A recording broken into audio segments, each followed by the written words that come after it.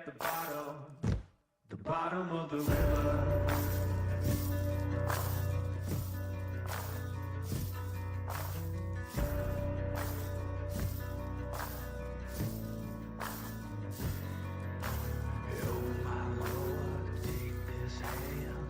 From the gallows, shed this news, bear my gold, lay me in the shallows. Evil come if you call my name, the wicked day shall rise. The river sand's gonna wash me clean if the river don't run dry. Oh my Lord, take this soul, lay me at the bottom of the river. The devil has come to carry me home, lay me at the bottom of the river.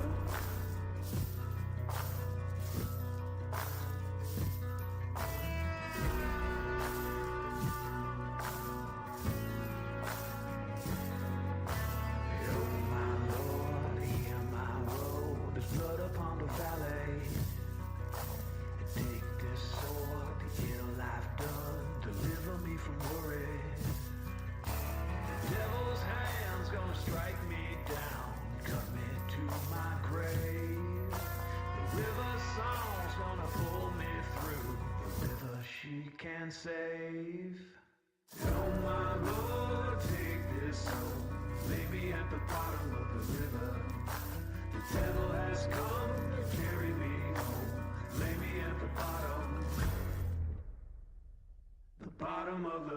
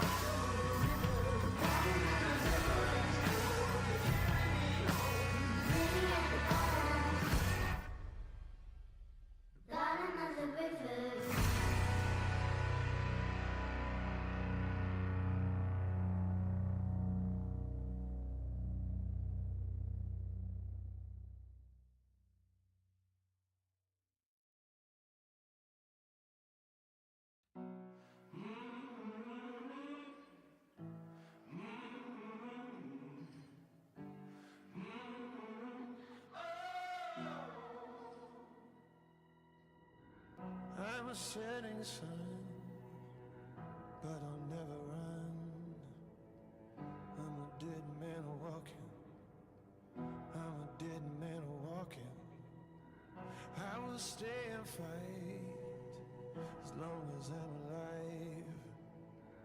I'm a dead man walking. I'm a dead man walking.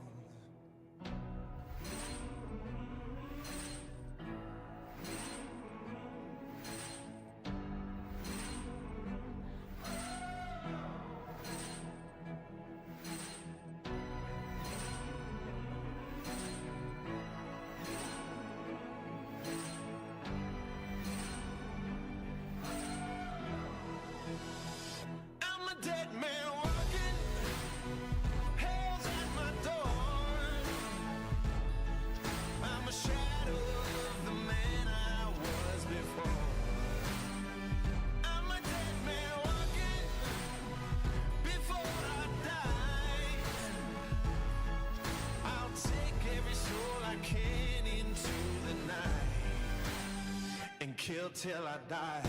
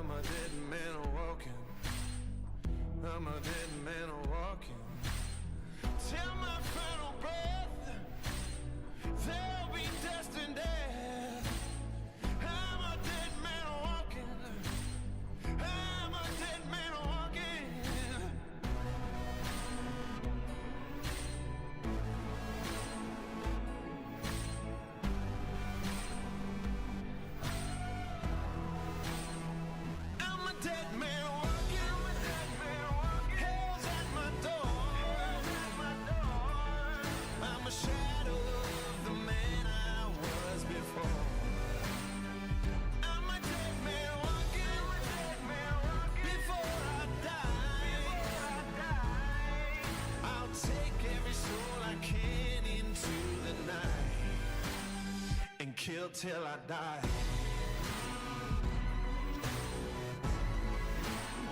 And kill till I die. And kill till I die. Days grow dark, death is real. Embracing all the blood that's spilled. Assassinate till my casket's filled. Annihilation for the thrill. Expect more gore and violence. Accept the blackness, don't fight it. Gone forever, complete silence. Evil plans to close your eyelids on a crazy spree. I'm going mad. Stop beating hearts just like that. This soul has seen a lot of bad. My future's in a body bag. This world can no longer bind me. The reaper's so close behind me. Its cold breath reminds me. The shadows of death won't find me. Kill till I die. Hell's at my door. Hell's at my door. Yeah, I'm a shadow of the man I was before. Shadow what a man. I'm a dead man walking. I'm a dead man. Before I die. Before I die. Whoa. I'll take every soul I can into the night. Oh. And kill till I die. As long as I'm alive.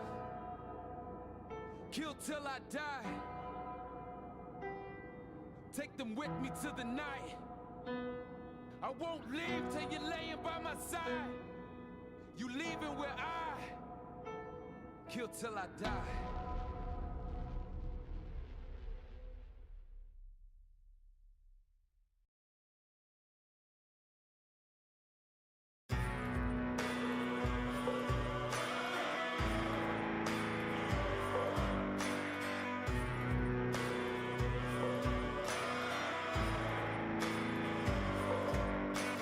Fed to the wolves without reprieve.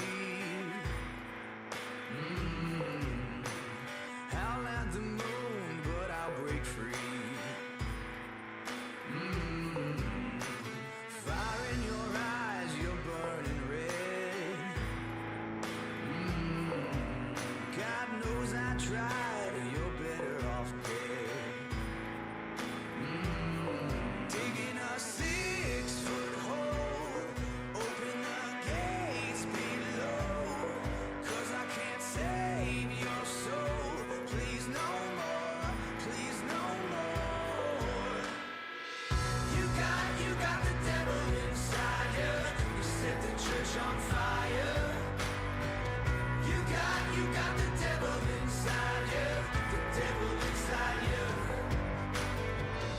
You got the devil inside you. You set the church on fire. You got the devil inside you. The devil inside you. Days of rust, nights of rain. Kingdom comes with a ball and chain. Take my life, just not today. Spill your blood, there's hell to pay. Digging a 6-foot hole, open the gates below, 'cause I can't save your soul. Please no more, please no more.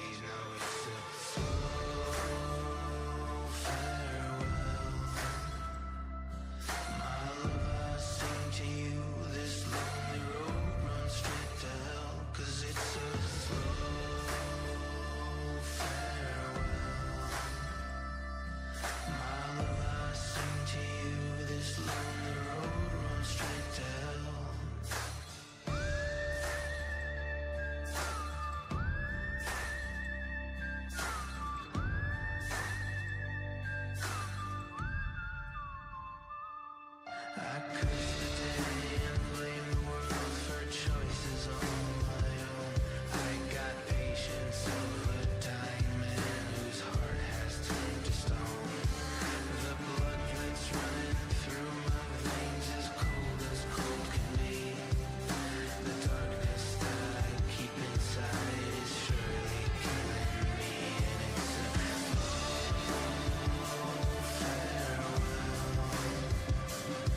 My love, I sing to you this lonely road runs straight to hell, 'cause it's a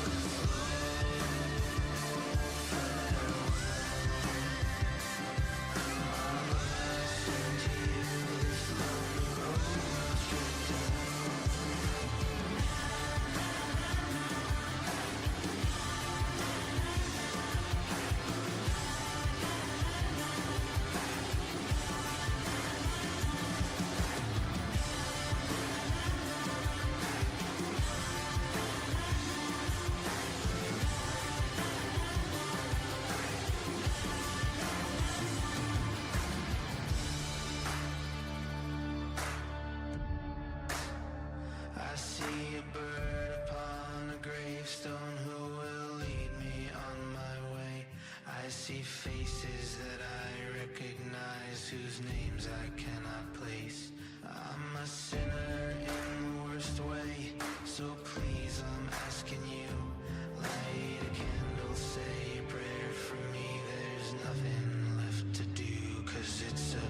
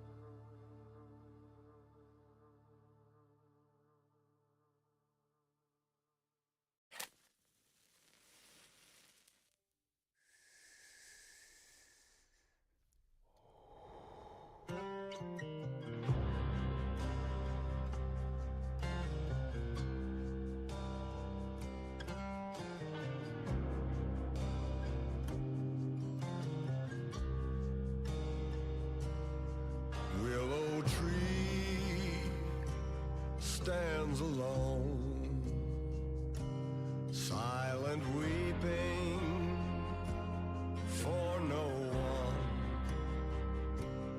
Can you hear how the wind blows in the valley of forgotten souls?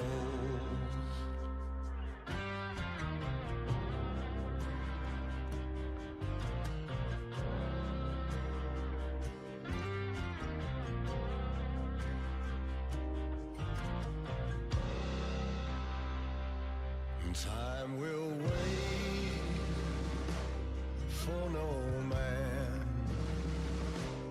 haunting stranger, the devil's hand, some mother's child never came home from the valley of forgotten souls.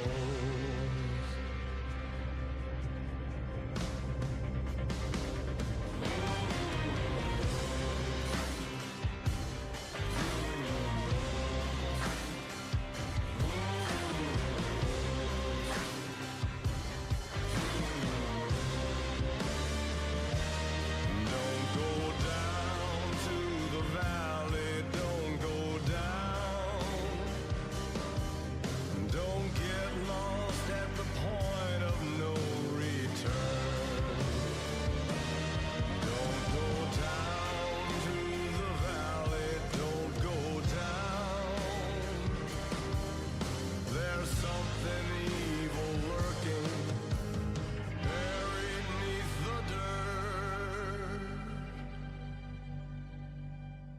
Dead of night, end of days, whispering hollow, rusted chain, rotted flesh, dead man's bones, in the valley of forgotten souls. All good things come to him. Holy water, raise the dead. Angel's breath, cold as stone, in the valley of forgotten souls.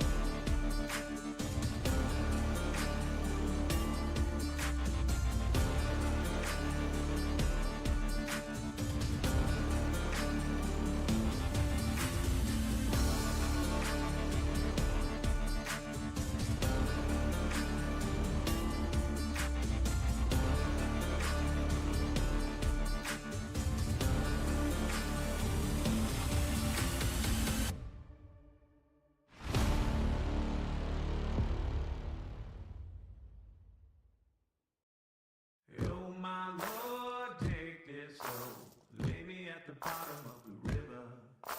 The devil has come to carry me home. Lay me at the bottom of the river.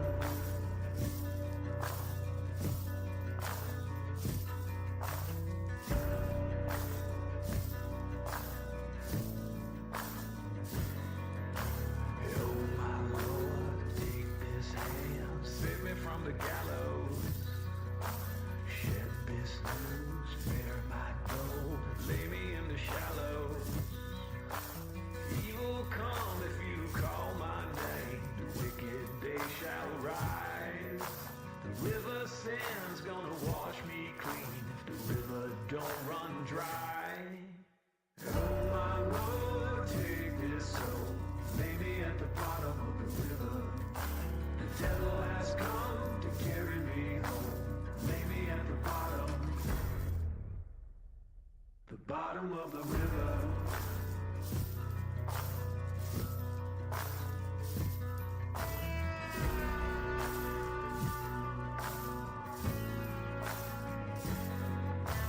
Oh my Lord, hear my woe. There's blood upon the valley. Take this sword, the ill I've done, deliver me from worry. The devil's hand's gonna strike me down, cut me to my grave. The river song's gonna pull me through, the river she can save. Oh my Lord, take this soul, lay me at the bottom of the river. The devil has come to carry me home. Lay me at the bottom of the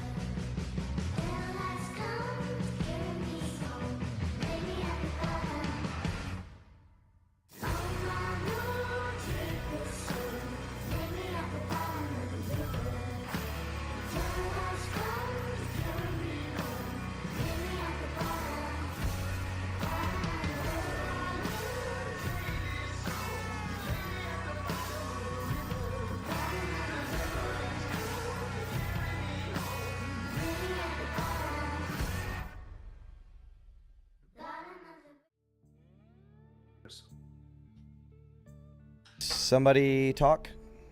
Check, check, check. Talk, talk, talk. Okay. Can somebody make a roll for me?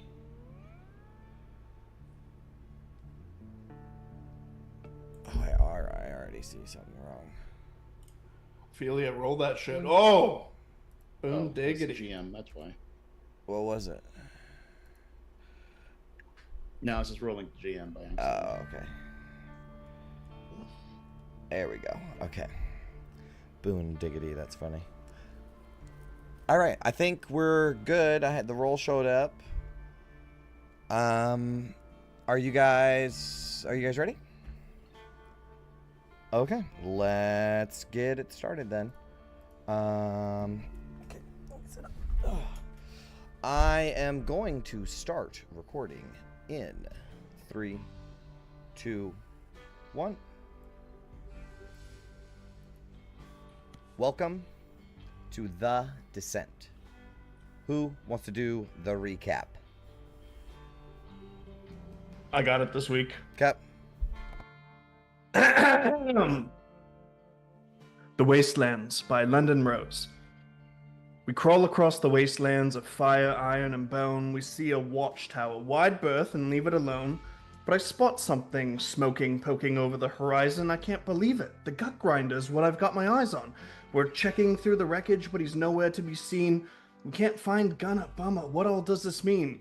We're searching through the sands as we ponder the implication, when all of a sudden I've got a monster in my face, and Django's chasing for his tail, but he scurries on away, and then the rest of second company comes and saves the day, hooray. We hit it and we squish it and we stash it in our bag. We'll investigate it later, but for now this is a drag because there's nothing we can do. Save for August's incantation, we'll ask Tom if Gunner's alive, our cleric's casting divination. The good news is he's not dead, but it still remains to be seen. We know he's not at the spawning trees, but we don't know where he's been. We pack up and we head out. We'll save that one for later. We find the docks of Stygian, but we're no instigators. We'll let it be and marvel at its giant clasping hands. It looks like it can grab a vessel, but it's not made for the land. We push on and we travel through a day of acid rain until we come across a cavernous environment. We're saved. Except, we're not the first inhabitants, the second to arrive. All these evil, massive crabs approach. I know we'll surely die. But enter us a hero, one who will fell these tasty foes. London rises to the occasion and kills them blow by blow by blow. A single-handed effort, a spectacle of victory. Handsome London and his Django Drake mark it down in history. Alright, I suppose tennis helped a bit. He turned one into chowder. We kick it back to Yama, our engine roaring louder. We sail away to safety and we'll rest upon the sands. Another day in paradise. Another day in the wastelands. Wow, so that was good. Some of them rhymes were actually pretty good. Take an inspiration for me. That was beautiful. All right, so you guys are looking for a place to rest, right? I think from now on, how I'm gonna rule it is like the last hour of the day, right? Of your, like, if you go too long, you're gonna be exhaustion is like spent finding the place, and you find the place within that hour, right? So this next one is not going to cost you any con saves or anything like that, because it's like the end of the day. Now we're going to try to find one, but if you need to find another place to rest after that, then we're going to get into like rolling for exhaustion territory. Does that make sense? Yep. Okay, and your war machine needs to roll for checks for that too, because your war machine like hasn't had like a period of rest. Because the bastard gets so hot that it'll like explode if you run it for more than 4 hours or 8 hours at a time. Okay, so you guys get back in the war machine. We cut to little crabs, sort of not little, they're huge. Just like clicking their pincers and watching you guys as you haul ass. Tannis carrying this large crab claw. Throw it in the machine. This machine starts driving. Tannis jumps aboard. And you guys are going to try to find another place to rest. So I'm going to give London another opportunity to survival check, find a place to rest. Are we moving to a new hex, or is this all within same the same hex? area? Okay. 11. Okay.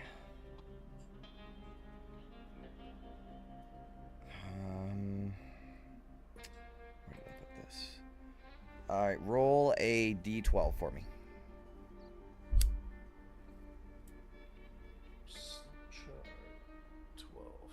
8.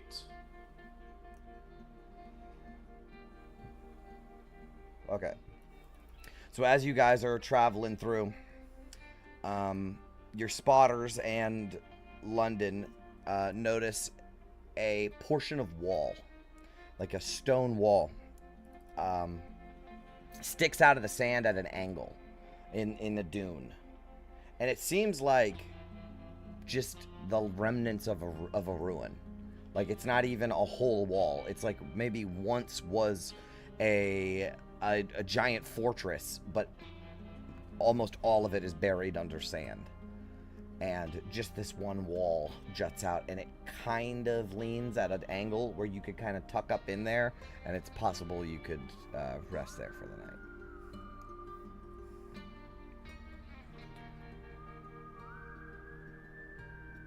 Should we check it out, Gauntlet? Yeah, I mean, I don't know how much longer the war machine is going to hold up, so let's not try and keep pushing it. Okay. We don't need great, we just need good enough. Can we just do a check to see if some other critter had the same idea as us? Yeah, you want to make an investigation check? Sure. 10?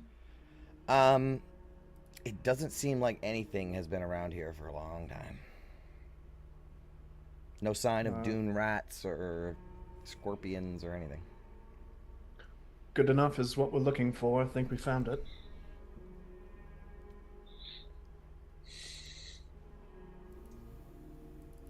Alright, then I guess it's time to just hunker down here and make what we can out of it.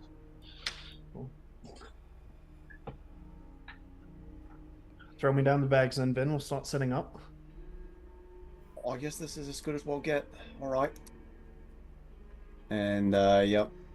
She'll start tossing down whatever supplies, getting stuff set up. Sure. Okay.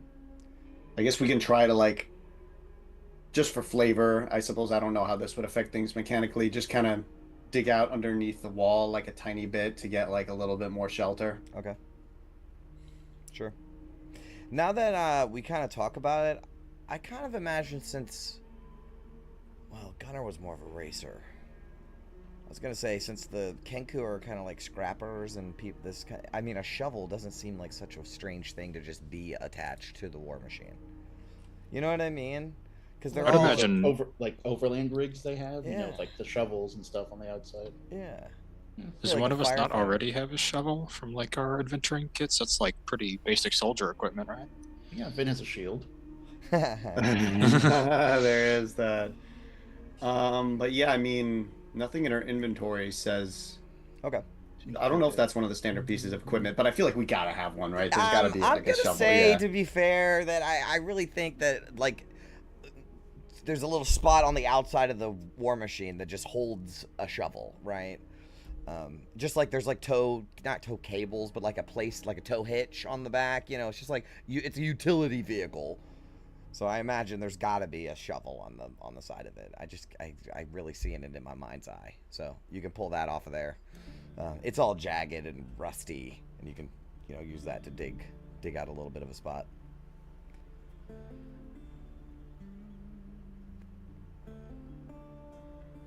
We need a really big bucket.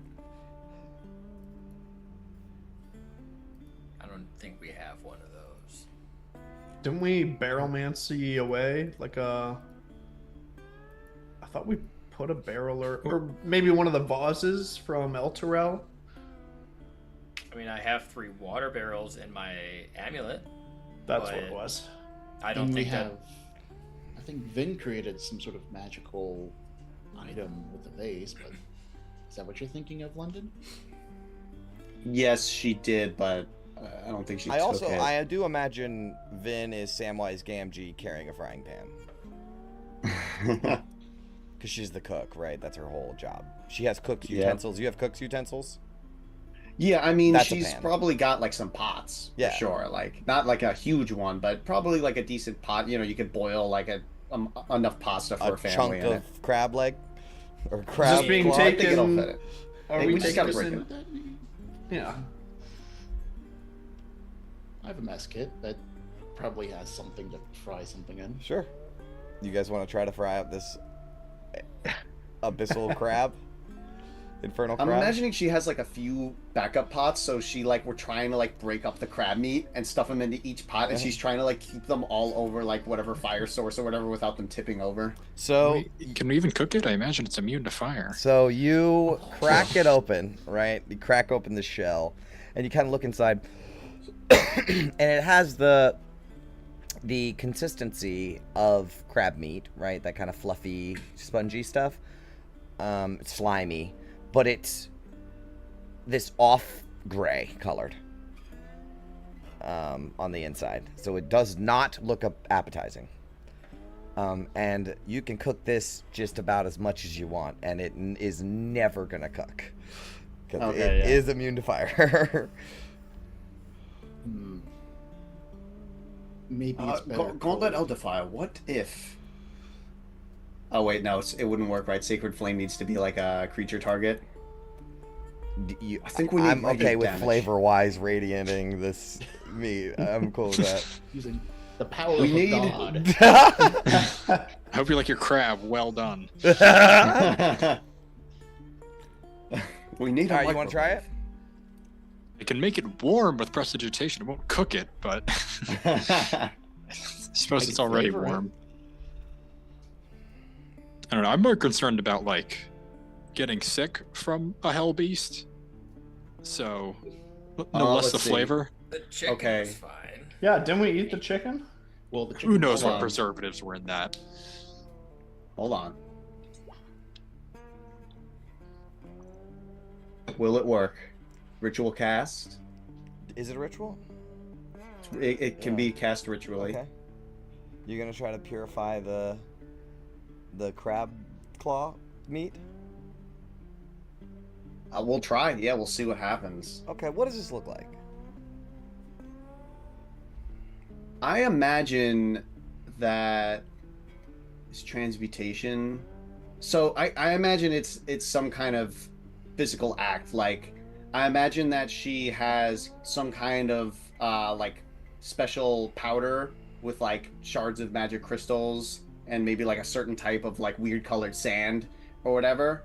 And she basically like says a little enchantment on the sand and then basically like sprinkles it on all the food, and she kind of like is like tossing it in like, you know, like a colander or something. like you're breading it, right? Like, Yeah. And you know, you see like little glowing like glitter sparks from the magic crystals. all right.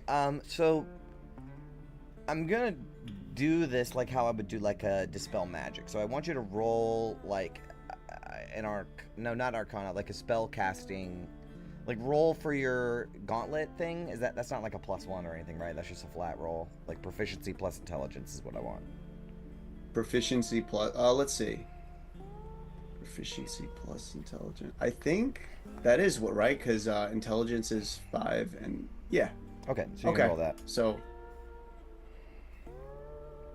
oh my god, come on. All right, so you have the feeling that so you do have the feeling as you're messing with it, you can see the sand starting to pop and bubble and the meat start to pop and bubble as if it's trying to purify it, and that it is currently like not safe to eat. We could like flash of genius it, I guess. Let's see. You can use your reaction. Add intelligence mod. That probably, I don't know. Is that enough? That would be 14? 14. 14? I mean, and then guidance, and then guide.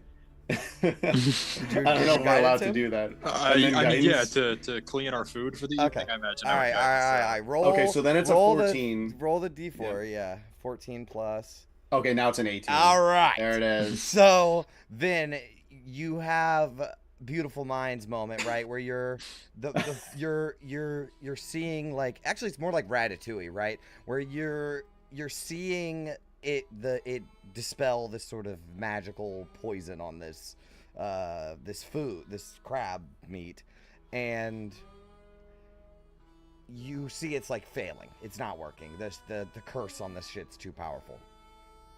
But then you remember, like, oh, but salt can activate this, and if I put a little bit of this on there, it's the Remy with the 2 cheese and the grape at the same time, right? Like, you can see how to work the magic through cooking, right? And you kind of add some stuff and, you know, create this sort of ritual circumstance where it actually does purify it, and that awful gray coloring goes away.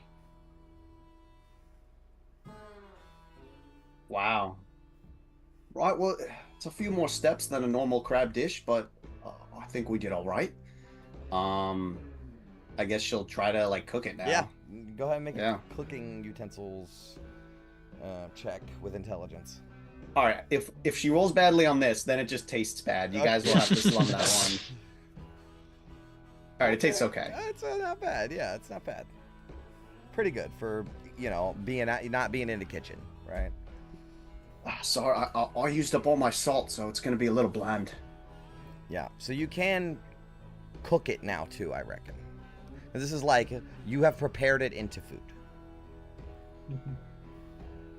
So yeah, you can sear it up on the sides or whatever, and you can't just boil the in the shell. You have to remove the shell because the shell is really what the fire immunity is. So the meat on the inside is kind of vulnerable, and you sear it up, and you know everybody's got crab meat for dinner. Nice. So it's rather impressive, Vin. Beats rations, that's for sure. Good job, Vin. I was worried I was gonna have to eat mushrooms again. You told me 3 months ago that I'd be eating crab legs in hell. I would have thought it was some slang I was too old to understand. Lulu says, "I'm a vegetarian." No. Well, here we are, boys. Our meat's back on the menu. Huh. Nice reference. I love that line. But yeah, there it is. All right, so you guys get a good meal. I guess it's like the rest of the, like how much. I guess we don't need to get like too specific, but I imagine we have like a decent. I imagine we have like. It's gonna go bad like call it? almost immediately. You can't leave like fish out in the hot heat like this. Like Okay, so it seafood out in still the hot goes heat. bad. Yeah, it's gonna go Fair bad enough. by tomorrow. Candace will Then- make sure there is no leftovers. I promise you that. Yeah, it's also like all we're we 5 gotta do- soldiers who All we have gotta do been is moving find all more day. crab. All right. Well, that being the case, roll somebody. I'll have Vin do it. Pick even or odd, and roll a d6. Let's do odd. I usually do even. Let's do odd. Odd is what you want. Ah, Okay. So while you guys are enjoying your feast, you see a dune rat sort of burrow out up from the sand a little ways away and peek over, and then another one, and then another one, and then another one. There's like 5 or 6 of them that are just right at the edge of your kind of camp. Do you have a booming smite or something? Can we scare these pests away? Yeah, they're rats that are freaky as fuck, like monster rats, but they're about the size of a cat. I'll just like turn my like one hand crab meat, other hand Kopesh, and just like fire a Eldritch Blast. Yeah, they at 2 of them. skitter away, some burrow back in the sand. But this might be a problem going forward throughout the night because the smell. Ophelia, I wonder if you use that spell that can detect fiends. Could you see how many of these little buggers there are? I can give it a shot, assuming they even show up. Yeah, she'll do Divine Sense. Yeah, sure. There's probably only like 6 of them within the radius. Oh, okay, so I was thinking maybe there was like a whole colony or something, but they are a nuisance. I mean, I've got some incense. I don't know how much it'll do, but Might be good to put the perishables maybe in Tannis's weird dungeon thing Yeah, for just- now. Yeah, everyone give me all your crab meat. I'll get rid of it. Put it somewhere safe. I didn't say no. You get the fucking heart tag. I keep the crap. I mean, it's like having you got like mice in your back deck. You just let your dog outside. We got Django. He's going to town. That's your natural pest killer right there. No pesticides. All right, so necessary. you let Django out. I imagine you actually had him out. He's been feeding him crab meat, Yeah, right? I'm feeding him crab, but he's like distracted by all Oh these yeah. things popping So up. if you slap him on the ass and let him go wild, he will chase them off. Bounding into the. Yes, into the sand, pouncing up in the air and jumping down on him. When did Django stop barking?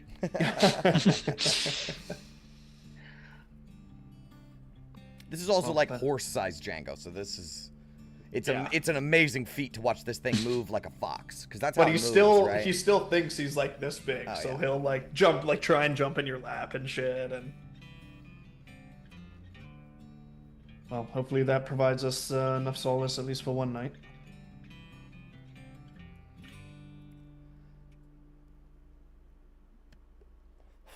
Okay. Is there anything else you guys would like to do, like, all together? Otherwise, we can break into watches. So we have, in character, she's talking about this in a way that makes sense. We have 5 hexes currently in the tank. So if we want to try and plan out where we're going to be going, Yeah, you have a feeling by the middle of the day tomorrow you will reach the siphon according to the map. But who knows how accurate that map is.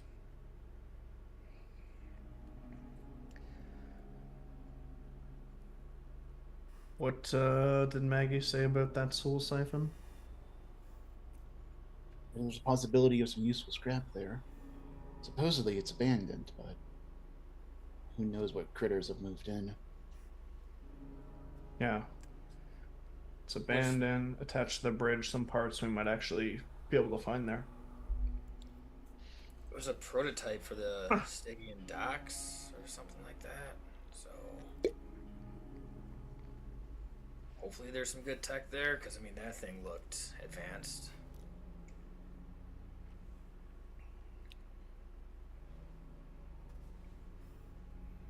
Oh, I guess we'll see tomorrow.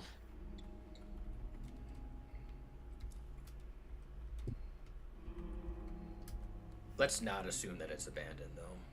I think that's probably a safe assumption for anything we come across down here. Starting to kind of think that maybe the insane old hag was exactly just that.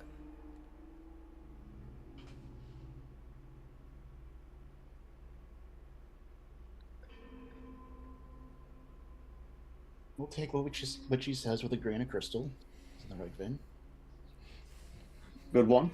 Yeah, salt's too scarce around here. We don't have even to spare on the pun, on the play on words. All right. All right. Do you guys want to break off into watches? Sure. Okay. Who's going first? Ophelia can go first. All right. Who's next? Vin will go. Okay. Who's next? I think I only need one more. I can go last if we only need one more. All right. And to no one's surprise, yet again, London did not volunteer for watches.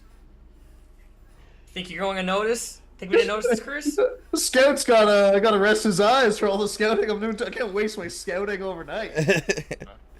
I'll give you guys Django to keep you company. I don't think he needs to sleep. Okay. Honestly, bro, that's way too scary. No chance. London. Dude, 17, dark and night and night in hell. Yeah, he just wants more time to have dreams of the strange lady. Yeah, that's true. All right, so you are gonna leave Django out. Yeah, with keeping company. I haven't read too much in the mechanics, but because he's like a semi-spectral I don't think thing, he needs to sleep either. I don't think he needs actual rest. I don't think so either. So he's like a dragon spirit, right? So not even really like a real dragon. So,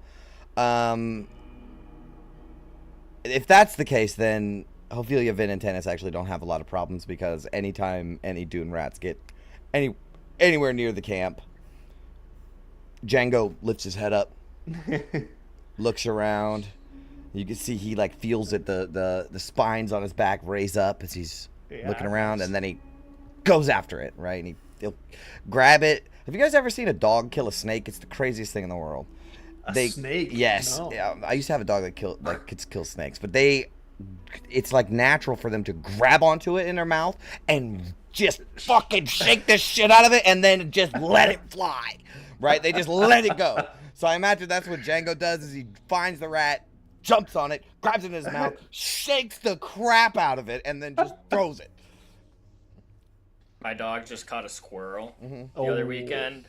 That was pretty much verbatim what Yep.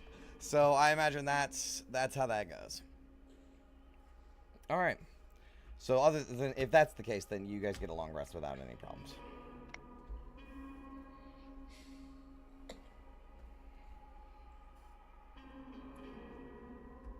And we wake up in the morning. You can pack up camp, and we can get into the procedure. This is my once a day asking Vin how much the Zins give again. I want to say 11, but I'm pretty sure I'm wrong. I think it's 12. 12. Wait, maybe? Now I'm forgetting. We're level 7. Oh, that's right. It's 12. level plus, hold on, intelligence, so. Okay, 12. Yeah. It's pretty sizable. Alright, so I need a survival check from London to get on the road. I guess you can have guidance on that. Well, ready to go then, second company? 22. Definitely. Alright. So you move Much better. into this hex, correct? Obviously, right? See what a good night's sleep gets you, Tennis. I forgot to check the weather. You notice that my face is awfully clean because I keep using the water barrels in there to give myself a bath every night. That's our drinking water. You gotta purify food and drink. Alright, so here's the deal, guys. For the first part of the day, you notice fine gray ash drifts down from the sky, just randomly. It coats the ground and it clings to everything. There's no mechanical effect, but the air feels heavy, suffocating, and oppressive. This is ashfall. So it's just raining ash. Snowing, more like, I guess. And it does cling to the ground, but it's not enough to build out. Like, to form up, right? It eventually just gets into the sand with the wind and stuff. But yeah, there's no clouds. It literally just falls from the sky. So that's the weather that you guys are dealing with. And then random encounter. Okay. Now it just looks like we're in an anime permanently. Pretty much.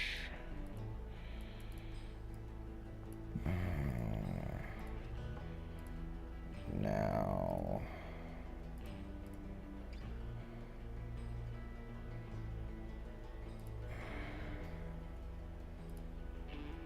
Okay. So, as you're traveling through for the day, you've been following the sticks, right? But as the further you get this way, the further away you're getting from that big bowl in the middle of that area over there where the spawning trees are. And the cliffs become, or like the beside the sticks gets cliffy again. Right? Like sort of how it was up by the dock of the Fallen Ruin, right? Where it's up, there's too many jagged rocks, so you kind of have to skirt away from the sticks. So you can still see the cliff where the sticks is, but you don't actually see the sticks itself. You have to kind of pull away from it. Can I go ahead and get perception checks from the spotters, please? 20. Nice. God, this damn ash. Get in the eyes. Gotta pop the goggles on. So, Tanis, as you're keeping an eye out, you can see up ahead, high on a jagged ridge, away from the sticks. So this is like if you guys are going towards the west, the sticks would be to the north of you, right? So you're looking, this is like to the south of you. You see a high jagged ridge and a rusted structure squats on top. At first, it seems abandoned. But then suddenly, you're the first to notice it, but everyone else notices this. A flash of green sparks streaks into the sky. And it's like almost like a firework, but it's big. Like you could see it from quite a distance away.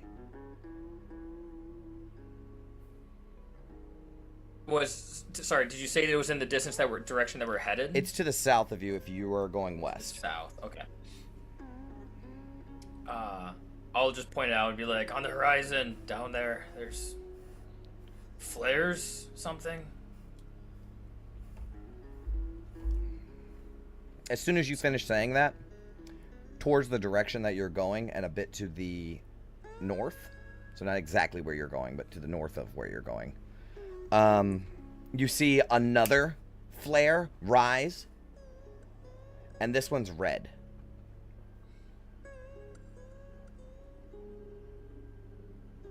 Everyone on your toes. I Think we've been spotted. Yeah, I think that means they know where we're coming from. Tanis, since you were the one that rolled the really good perception check, you notice that from where the green sparks came from, a winged shape peels off from the ridge and flies hard in the direction that you guys are headed. Eyes up, they're in the sky. There's something flying over there. How big is it? Is it like It's dragon small sized? from where Small? you can see. Yeah, kind of small from where you can see. Sized? Okay. Maybe, yeah, maybe a little bigger than that. It's hard to tell at this distance.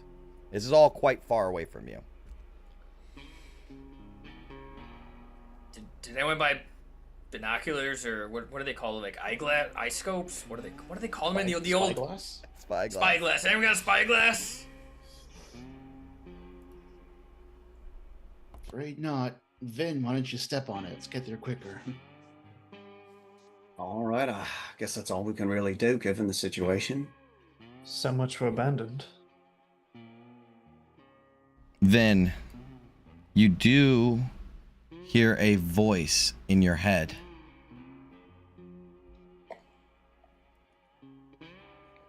Those flares are Legion communication. Signal honed for the battlefield. That outpost is warning its superiors of interlopers. And the red summons reinforcements. Those signals belong to command structures, not scavengers. Strange for a place meant to be abandoned. I wonder, who wages war from the shadows of a corpse?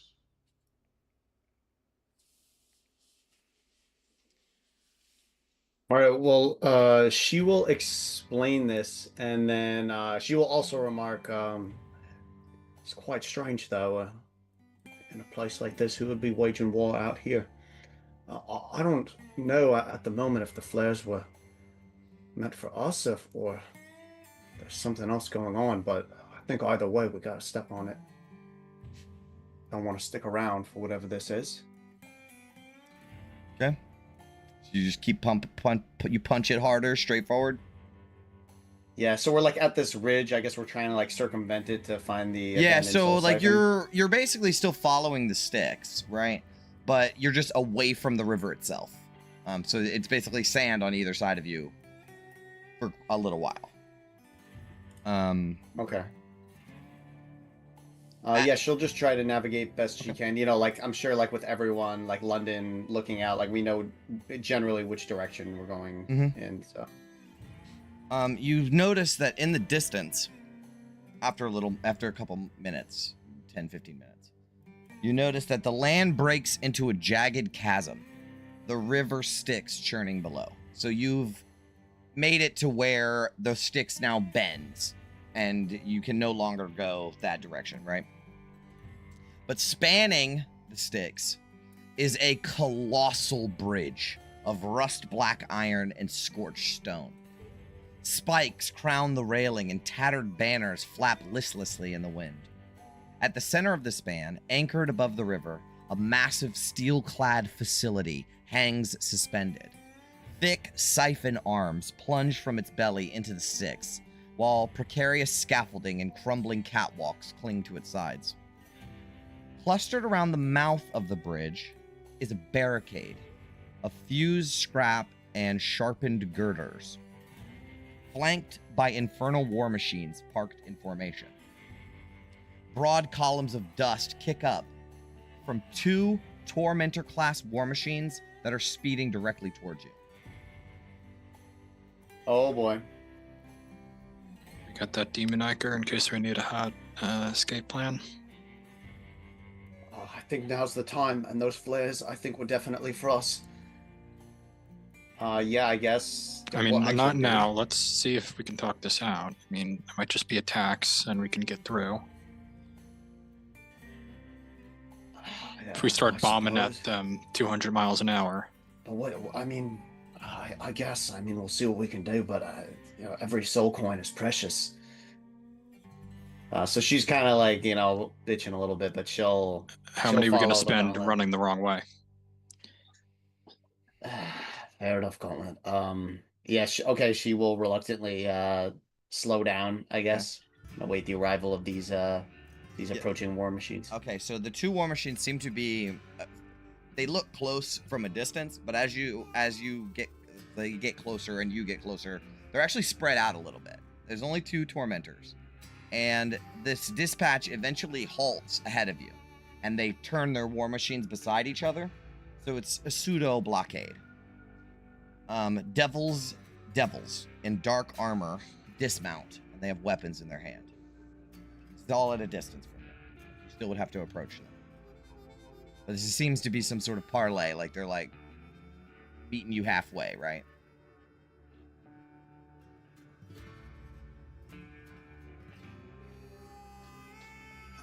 I can go out there and meet them. Maybe just be ready to teleport me back, Vin. I got your Gauntlet.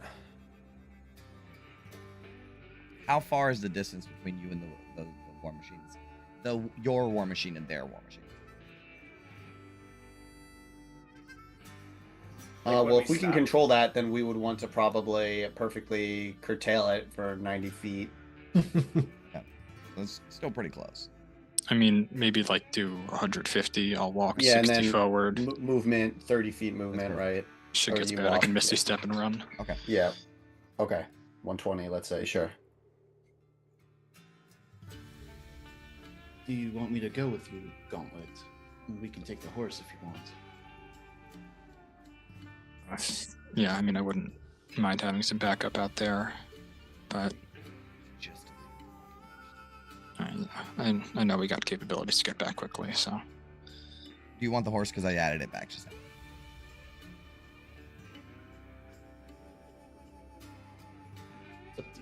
It's up to Gauntlet. Your horse. You can bamf the horse for free. Okay. Lightning kind of strikes, you know, and just a fucking black horse appears with like flaming blue hair. And Ophelia gets on and with the gauntlet, and you guys ride up. So I'm gonna pull you over to a map, but it is a demonstration map. It is not accurate for like how far you guys are.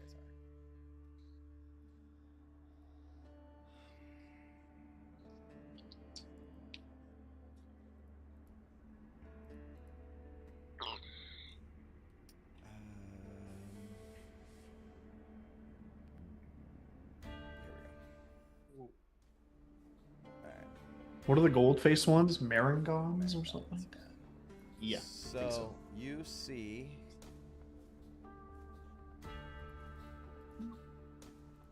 Wow, this map is like not good for the screen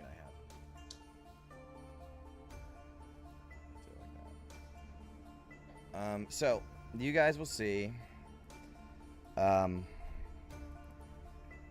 It's harder for you other guys to see, but I guess everyone can kind of see. 150 feet is not that far. So all of these devils on these two tormentors all wear the same armor for the most part. It's not the exact same armor, but it's standardized. It's not like the scrap that you've seen on other scavers and warlords and people that you've seen in the waste. These guys have legitimate armor on, like sets.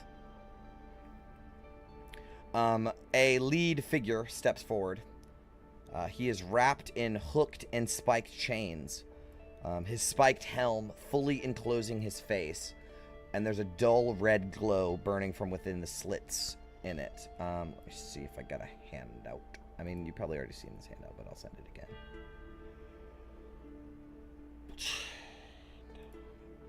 Yeah, here, this one. He kind of looks like that. As he approaches. And his probably his little entourage comes with him. So as he approaches, he begins speaking in this really rough, nasty infernal. Do either of you speak infernal? You do, August? Okay, he says, "Identify yourself. You're entering a fortified zone under remnant control. This bridge is not a public crossing." We are unaligned travelers simply seeking to pass through. "This is remnant territory, and this crossing is a strategic asset. Unauthorized movement is restricted." Is there anything we can do to become authorized? He thinks, make a charisma persuasion. See if he likes you. Nope. "No one crosses without clearance. Hold position."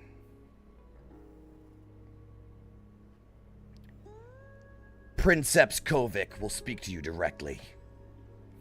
And he will lift a hand, and from one of the war machines, there's a spine devil. And it will, the flying ones, you know, the little blue flying ones. And he has armor on, too. And he will nod, lift his wings up, and fly over towards the bridge. And there is this still silence. And he's just Flash a thumbs up to the war machine behind us. To the rest of the party. Yeah, Vin is watching, and she's got like her hand on the stick shift or whatever, like just ready for anything. So What was this dude's name? Princeps Kovic. Kovic. So I will say, Ophelia, as you're looking over these guys, you notice that all of them. Actually, why don't you make me a perception check, both of you? Absolutely. Okay. Okay. Hot dice.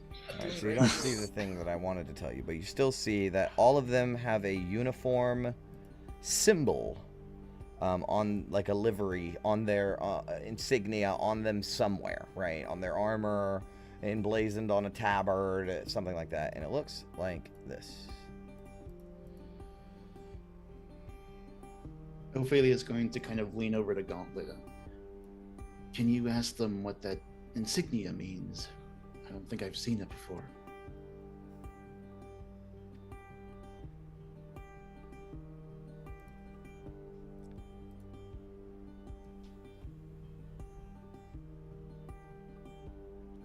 I can try. I'm not sure if they're the type for small talk, but okay.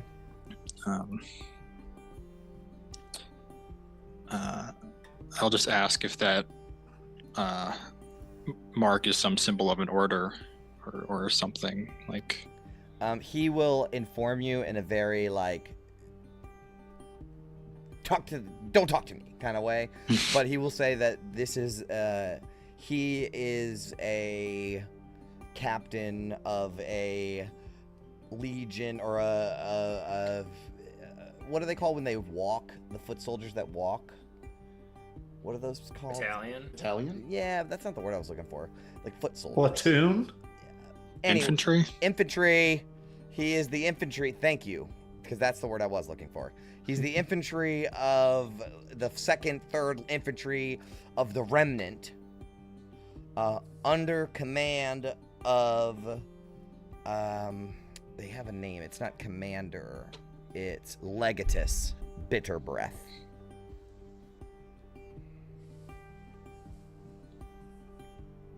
Legatus is the title. Bitter Breath is the guy's name.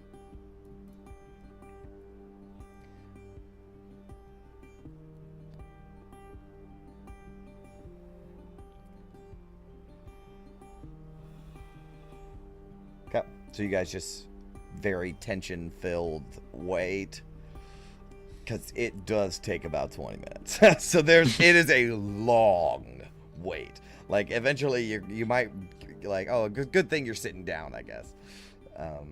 Because it takes a while. Is there anything that you guys do in the meantime? Even the crew in the war machine. I'm watching if anything's coming up from our rear. Okay. It seems clear.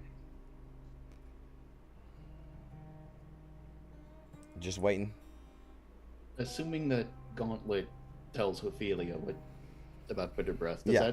that ring of any course. sort of bells with her? No.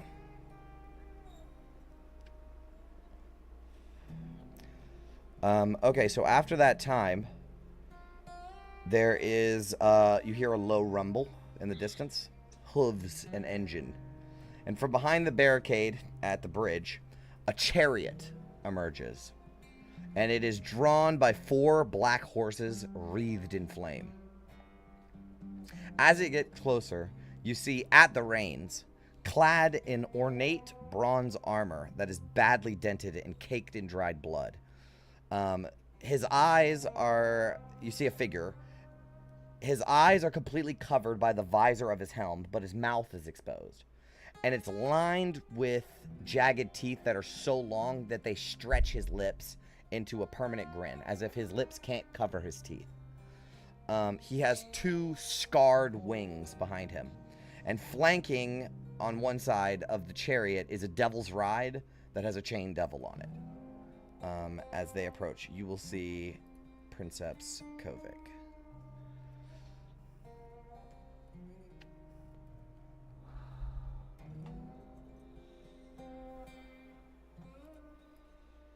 And he rides up to where you guys are. Let me put his token on the map. As he arrives. Let me select all. Nope. Select all these. There we go. Kind of shows up like right there, right? As him and the war machine pull up, he stops the horses as they like death whinny, right? Like, like it's really scary sounding. And he does not dismount. He stays on his thing. And he will say an infernal if you speak common. Yes. Okay. He will say, I am Princeps Kovic of the first remnant under Legatus Bitterbreath. You are entering restricted territory under remnant control, and you are within our artillery range. You will state your designation and purpose now.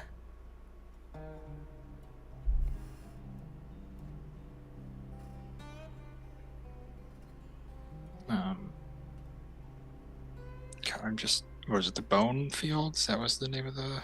Brambles. Brambles, that's it. Yeah, I'll just be straight up about we are seeking the Bone Brambles for the aid of a diviner who dwells there. Oh shit, he says that. You say that. Okay. He will cool as a cucumber. He never reacts in any way. This is a very rigid military man, or devil, I guess. He will say,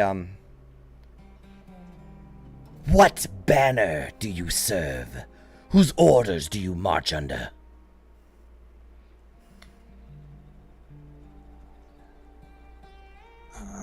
Our own. We have been disconnected from the material plane where we used to take orders and are now looking out for ourselves.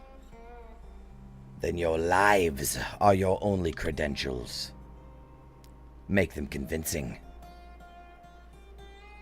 Why do you seek this, Osira? Or did you say Osira? You said Oracle, right? Yeah, I think it's the diviner. Yeah, so why do you seek this diviner? For what? What could a band of primies justify risking their hides through my kill zone? so that we may finally return home.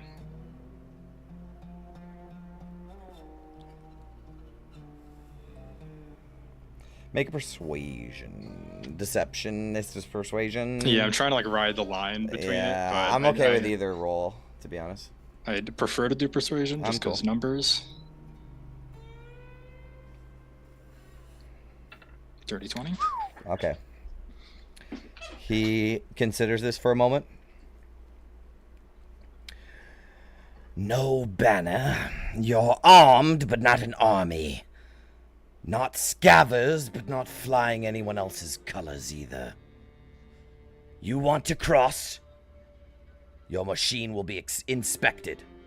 All compartments, all cargo. Standard procedure.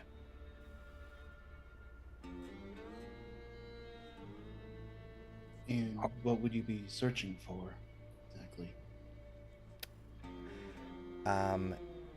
You've crossed into a war zone without clearance. That makes you suspect, until proven otherwise.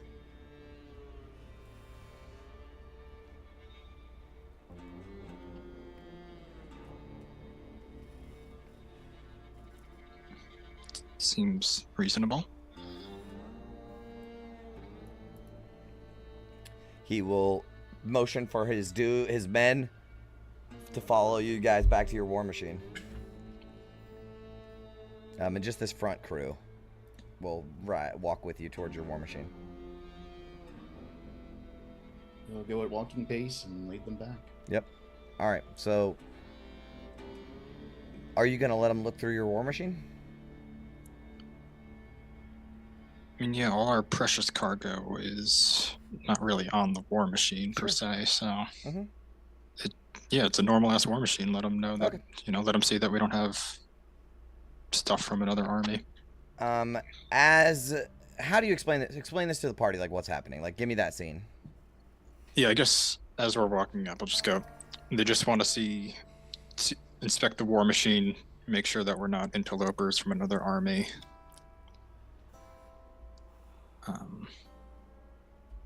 Just inspect our cargo. Or I'll just say inspect the cargo of the war machine. Sure. And kind of linger on that a minute. Okay. The Marengon kind of stand watch, and the Chain Devil and the two Bearded Devils like move to sort of enter the war machine, or like do you guys get off, or do you just like stay seated? Because that's kind of sus too. I assume everyone kind of gets off and like huddles up to the side. They have a warrant? They can't search without a warrant, guys. Gotta call my lawyer. So, all right. So you guys hop off, and as you do, Lulu will kind of fly over to where August is. Yeah, I'll just try to body block her from the rest of the group. Yeah. So the devils recoil from her. They're like, right, and that catches the attention of Kovic, who rides his horses a little closer, and he says, "That thing! You ride with a creature of the host. You carry with you a spark of the upper plains."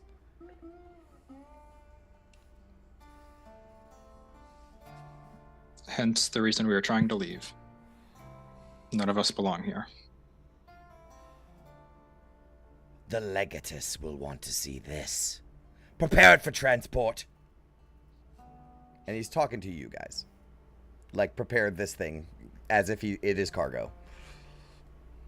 As if Lulu is cargo.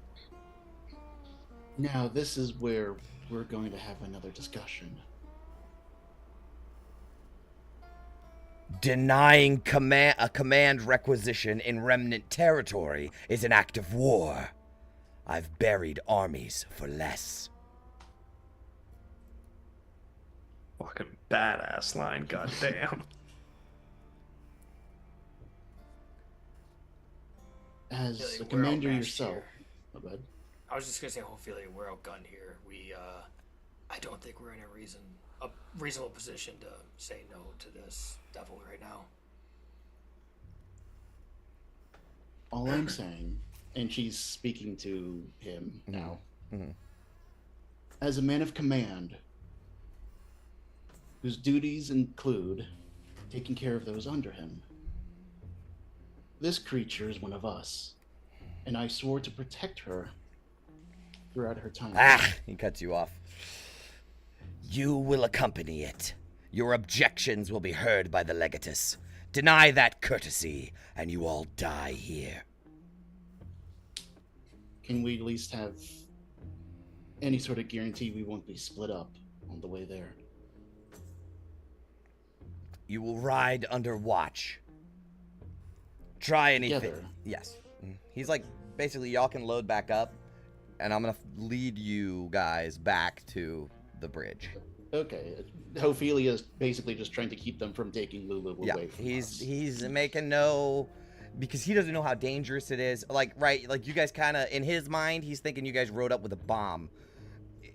You know? And he's, like, not just going to fuck around with that. Because you guys seem pretty blasé about it. So he's going to be like, we're going to go show this to my commanding officer, and he'll know what to do. You guys hold on to that. She looks back to Gauntlet. I don't think we have much of a choice. Okay.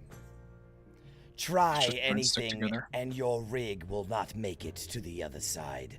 My men and I will teach you what over 1,000 dead demons learned too late. You obey my route, or you will be executed, and we will not hesitate.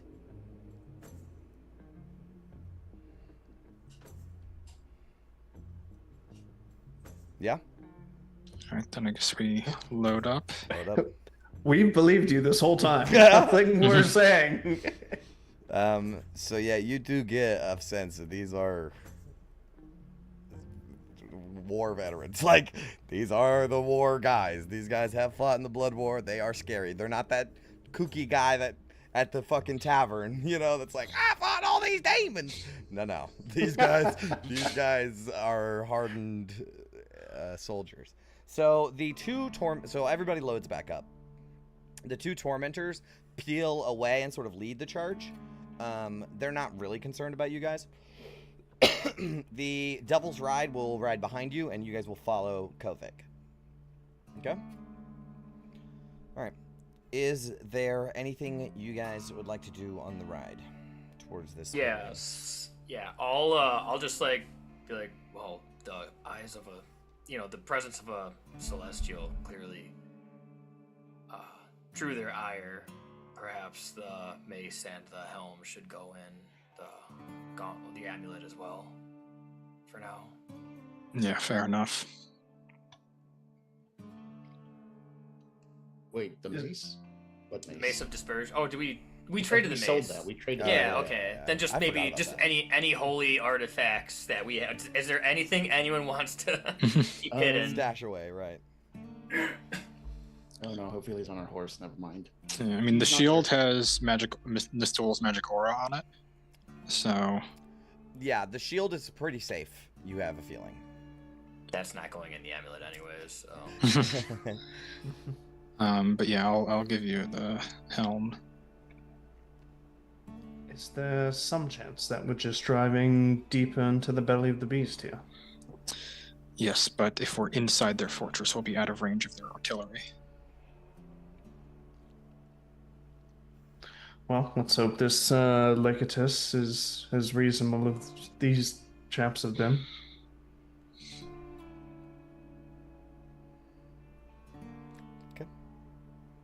And on the way there, Ophelia is going to tuck away her Order of the Companion symbol she Sure. uses. Alright. So you guys get closer to the bridge, and you realize this thing's actually huge, right? It is a whole facility built into a bridge. There is, as I said before, a barricade of like a, you know those D-Day metal X things, right? Hedgehogs? Yeah, the metal ones, right? There's a couple of those in front of the bridge, and there's a demon grinder parked parallel to the bridge. There you could see some sort of infernal trebuchet mounted on like a platform on either side of the entrance to the bridge. And there is maybe 40 devils, varying in power throughout this facility. You are led past still on your war machine. You are led past the barricade. This bridge is wide enough to hold your war machine. And he brings you, the Kovic brings you towards sort of the midpoint of the bridge. It rises into a jagged complex of rusted plating, soul engines, and bristling metal struts. Towering siphon vents stretch into the sky, and the stench of scorched ichor clings to every surface. Devils patrol the battlements with crossbows and cruel halberds. Kovic sort of stops and dismounts, and some devils kind of approach out of the woodworks, maybe 6 or 7 of them, to sort of have their weapons at the ready, not like trained on you, but just like held at the ready, expecting you to also dismount.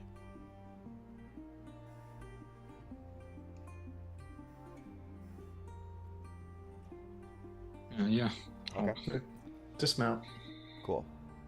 Kovic will kind of point a hand towards this facility, like there's a building here, and there's like a blast door, like an infernal iron blast door, and he was like, "The Legatus is within. He will see the creature." I need everybody to make perception checks. Another dirty 20. Okay.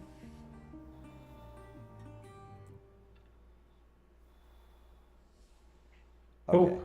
Tanis and Vin, Big rolls. you notice different things. So Tanis, you notice that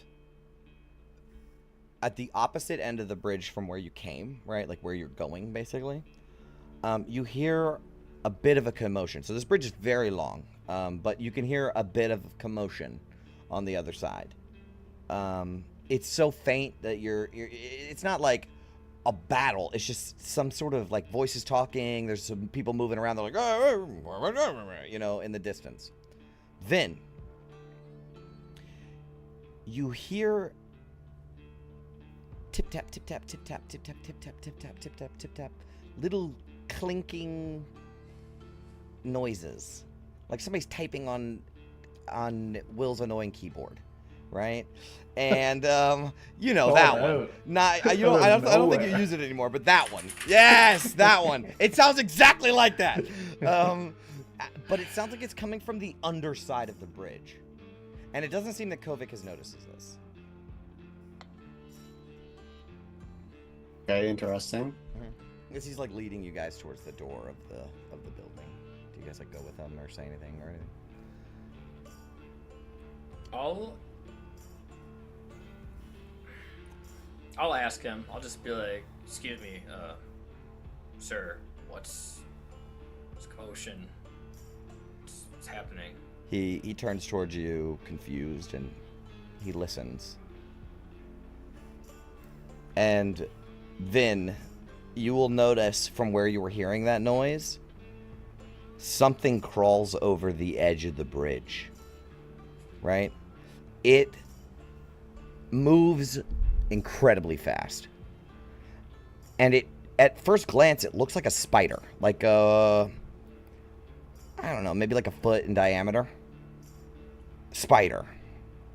But the thing is, as it starts to move in really speedily towards you guys and Kovic, you notice that it is a skull. Like a devilish skull. With metal spider legs. And it has green glowing eyes. And it looks like this. Obviously this is terrible art, but it's as close as I could find. Looks kind of like that. And it immediately like jumps towards you, Vin. What do you do? Does she have like any reactions? Like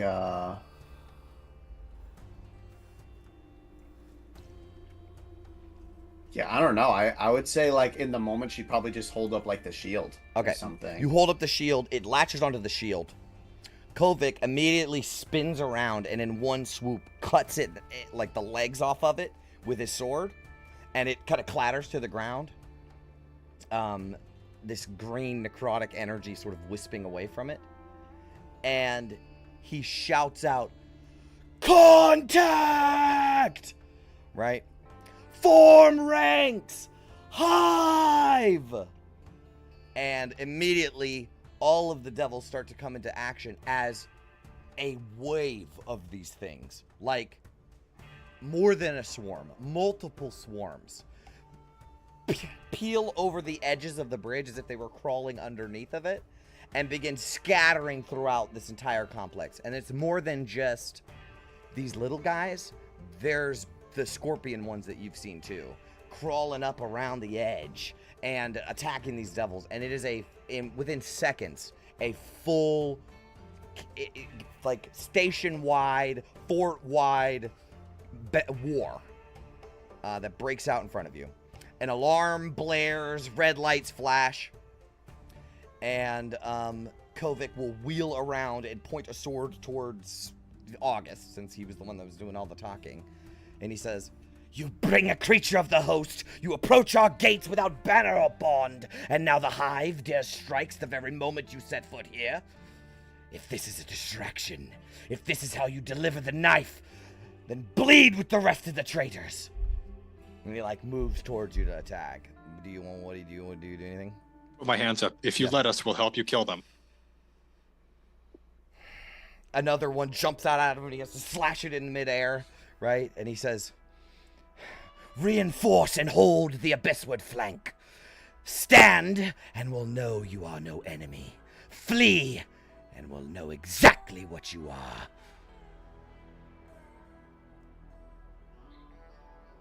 All right, then. We'll start heading abyssward. Shouts commands, and his wings flap behind him as he flies into the air. And it begins like a whirling dervish combat with these fucking creatures. So you guys turn around, and yeah, like, basically from where you guys were coming, that's where he wants you to defend. And we're gonna treat this combat like other people are doing other stuff, and this is the stuff you guys have to worry about, right? Okay, so let me pull you over to the map. So let me describe what happens to you guys, because there's something actually pretty wild when you turn around. Let's see. Put on some combat music.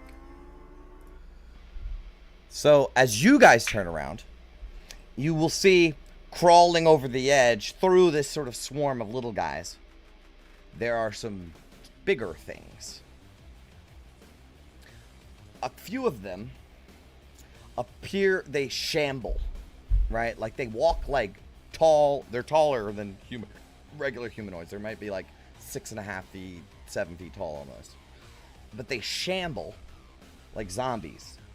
And they have a combination of undead, like bones and dead demon and dead devil parts with metal and like parts, but it doesn't seem like any of it is mechanical. It seems like the whole thing is being held together by this green necrotic energy, as you will see these guys.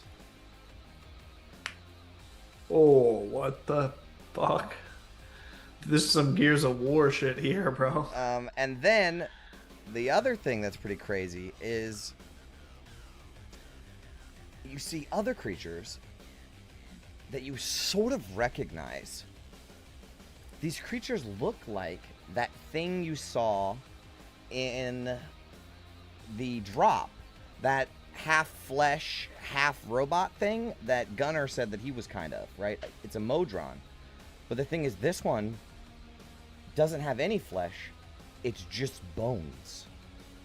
And a green glow where its eye once was, as it's like an undead Modron.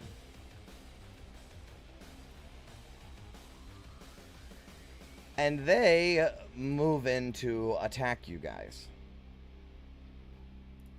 So I need everyone to roll initiative, please. Nice Photoshop on that Modron art. Thank you. Thank you. Pretty clean, right? Yeah. It took me a second to be like, wait, this isn't official art. No, it is not. If you No, it is not. It's pretty sick, though. Alright, so let me roll for the Modrons. Hey, London, time to hit me back for that initiative I gave you yesterday. Has to be a willing creature, bro. There's no chance I'm willing to do that. I actually will if you want me to. No, I don't care. Okay. Alright, so first in the order is oh, the whole party's here, huh? Let me move Django back there. First in the order is London. What would you like to do, London? Yeah, he had a tight grip on that bow this whole time. So let's bonus action, favored enemy, aka Hunter's Mark on this lad down here. And he will stay right there and take 2 shots at him. Show me the lad you did again. Bottom guy here. Alright, there's your Hunter's Mark. 18 and 13.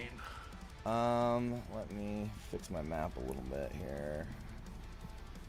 Okay. 18 hits, 13 misses. Okay, so 15 piercing damage. Mm-hmm. He'll stay here. On Django's turn, 10, 15, 20, 20, 30, 35, 40. He's going to move up a little bit and just take the dodge action on his turn automatically. And that'll be it. Okay. So yeah, you can see that like from the swarm of little skulls and shit like that, it comes these taller, lankier creatures that sort of, they were crawling on all fours, and then they like stand back up and begin shambling towards you. You fire 2 arrows. One of them plinks off of the metal because it is metal, and the other one strikes true as there's a burst of green necrotic energy from it. That's your turn, and Ophelia. Okay. Bonus action engine ignition. Nice. Is going to Yeah. Maul as she runs forward 30 feet to there, and she's going to hold her action for anything that gets close to her. Okay. And that's her turn. Mm-hmm. All right, it's the Hive Modron's turn. Oops, sorry, wrong button. Cool as hell, though. It's pretty cool. I don't even know what these guys do. Oh, cool. Alright, cool. How much movement do they have? Oh, they can fly. They have these, like, crummy, faded wings, you know? So that's actually how they drop in, right? So they fly up over the edge of the bridge, and they let their wings go, and they land on the ground and drop. But they're little guys, right? They're just little fuckers. They're kind of big, like they're round, right? They fill out the whole 5 feet, but they're short. And, yeah, they like lift up on their wings. 25 to there. 25 to there. And this one, I get, that's where you put Django? Yep. Okay, this one is going to fire a necrotic jolt. So its arm flips around so that it's like a what is it called? A boy.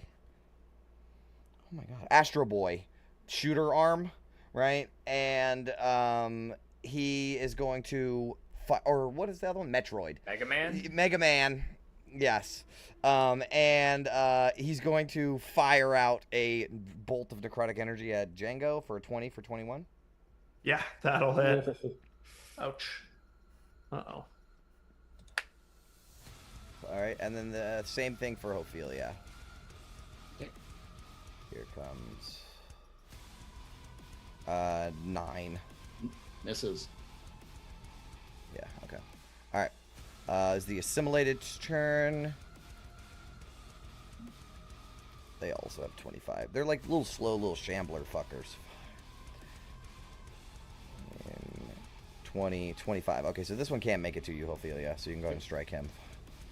All right. And I get both attacks as the held action. Okay, sweet. 6. Oh, wait, you're done. 16 just hits. It's a glancing blow. So that's. Does it look like they take the bludgeoning Yes. as expected? Yes. Okay. Sweet. Yes. Well, even if they did, like, the hammer's magical altogether, so. Oh, right. So, yeah, they take 7. Okay. But the second one misses as you do slam into it, right? And it, like, knocks its arm backwards on the second one, right? The first one, you strike it in the chest, there's a burst of necrotic energy. When you hit it the second time, you, like, knock its arm backwards or off. You knock its arm off, and it crawls across the ground, climbs back up its body, and, like, Transformer reattaches to his body. Don't like that. Yep. So he is going to attack you. He makes 2 withering slams. Natural 1 and a crit. Wow. Jeez. Okay. So all of that. As he slams into you, there is this sort of burst, like he takes his just clawed hand. I imagine it's more like a slash, right? And he slashes down at you, and from the wound, you can feel your blood being sucked into his hand, right? Like your life force being pulled away from your body as he just like pulls it into his hand. But he's a zombie. He has no idea that he's doing this. So he misses with the first one. You like deflect it with the hammer, and the second one goes true. I think that's all they can do, though. Yeah. All right, that's it for the assimilated. August, you're up. I'm just going to move up here and do a second level bless for everybody but myself. Okay. All the humanoids except myself. Okay. All right, so everybody gets blessed, and you are concentrating. Yep. Add a little bless thing to your tokens. Oh. It's okay, I'm doing it now. And then I'll stay close enough in case people need help. Okay. But, yeah, that's my turn. Okay. Tanis. 5, 10, 15, 20, 25, 30. I'm going to get right in front of Django while I pop my elemental gift so that I'm not going into the river Styx. And I will hold my action for when this thing gets done shambling. Towards you. Short, yep. Okay. And just try to interpose myself between me and the little Okay. big. Vin, you're up.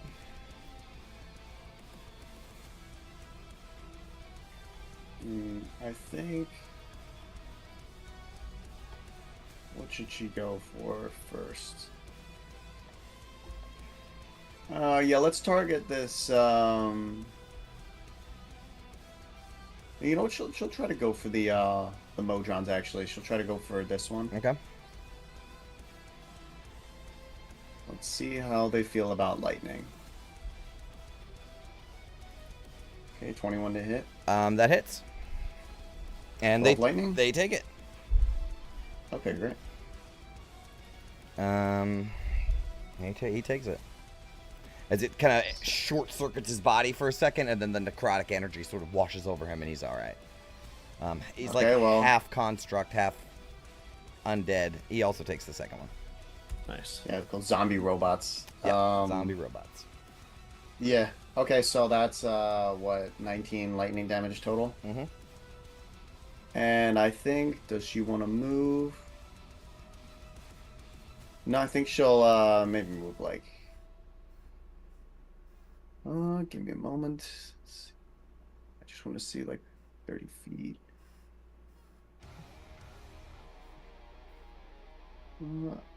Okay, she'll stay there. Okay. Top of the round, London, you're up. Good job, all. Bonus action, command Django. Get in there, Django. Don't let Tennis do this all by himself. Okay. And I'll take 2 more shots at this guy here. Okay. A Hit. 20-something and a 17. Both hit. Okay. The first one is 20 piercing. Mm-hmm. As Django sees the arrow fly overhead, he's going to shudder his scales a little bit and add in an infused strike for 1 whopping damage. You kill it. Thank you, Django. As you pull back the bow, fire it, Django lights it up with lightning. It strikes into this thing. It shudders and it gets electrocuted, right? And does it do anything crazy when that happens? Nope. All right, and it collapses down onto the ground, dead. Okay. Then Django's turn. Oh, man. 20. No, let's go all the way. 25 movements, and he'll take a bite out of this guy. Spark bite. Oh, 10. Yes. And that's it for us. Okay. Ophelia, you're up. Okay. Oh, no, wait. Was that initiative count 20? Yeah. Okay, so hold on. Yes. I'm sorry. On initiative count 20.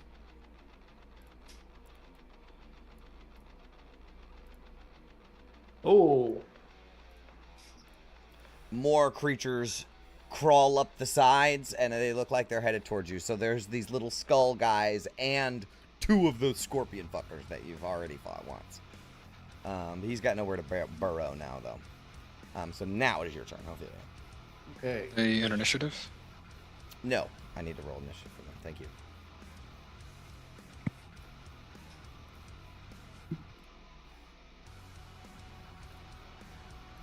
Okay, now it is your turn, Ophelia. Awesome. As she makes the attack action, she's going to use a charge of Translividity for Vow of Enmity on this guy, and I believe that stays for 1 minute, and she can move it without spending an action or bonus action. Oh my god, Bishop needs that so bad. The target's got to die first, it looks like, though. Yeah. But for now, she has advantage on this one, so she's going to swing. Oh. 26 plus 4. That definitely hits. 14 bludgeoning, 2 force. If this thing is still up, she's going to pump a divine smite into this thing. It's still up. But it's so sorry, Eric. What? How if Amnity's not a bonus action? Oh, it's not anymore? No, it's not. Oh shit, my bad. It just happens. Yeah, it says when you take the attack action. Yeah. Damn, they did not need to go that hard. Yeah. I need it. For my paladin. All right, go ahead. You hit him. So this is level 1 divine smite. If this is an undead, it's not. It gets the bonus. Okay, so it's just 9 radians. It's technically a construct, unfortunately. Okay. Yep. All right, it takes it, but it's still up. Oh my god, it's so hurt. Still up? Yeah, she takes another swing. Okay. Kill it. 24. Hit. It's dead. Yeah. Okay. Nice. You smash it, and I'll say with 1 hit, right? It comes down with the hammer, and then there's just this divine energy that runs through the hammer.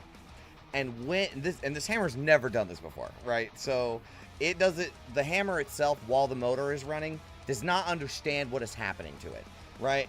So it usually deals like extra force damage. So that extra force damage like gets transferred into this divine energy. So suddenly, like, it's like those commercials for like engine oil, where you can like, it goes inside the engine and you can see the fire exploding, right? We get that where the divine energy goes through and the fire inside of the hammer turns white for a second. And then this like blast of white energy slams down on this thing, and it completely eviscerates this. Dude, it's like zombie. Fast and the Furious 1 when they hit the NOS and it goes like through the engine and it turns like into that. flame.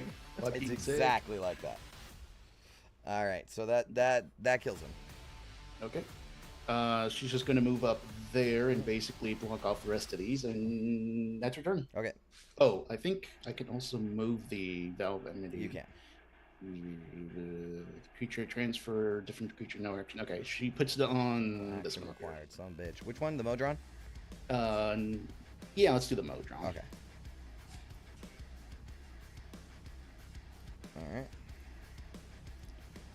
Alright. Next in the order is the crawlers. So these little skull things, they skitter forth and they're fast as fuck.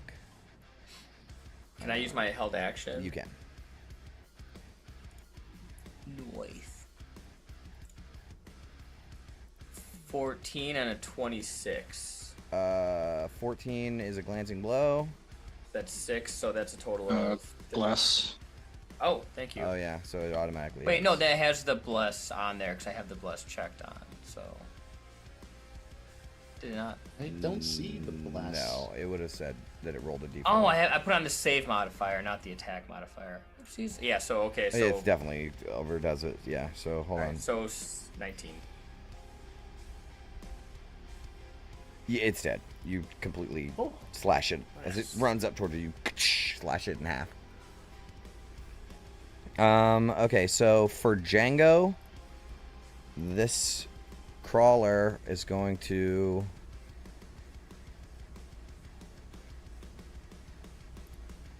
poison needle him for... so he has... Oh no, he has Skitterling. He doesn't have the pack tactics, so he misses. 6 misses, right? Yeah, Django just puts the wing in front of him and blocks it. Okay, and then I think all 3 of these ones that skitter around the corner are going to jump on Ophelia and try to jab. So all of these creatures, they have bladed legs, so their legs are like swords, or like really sharp pieces of metal.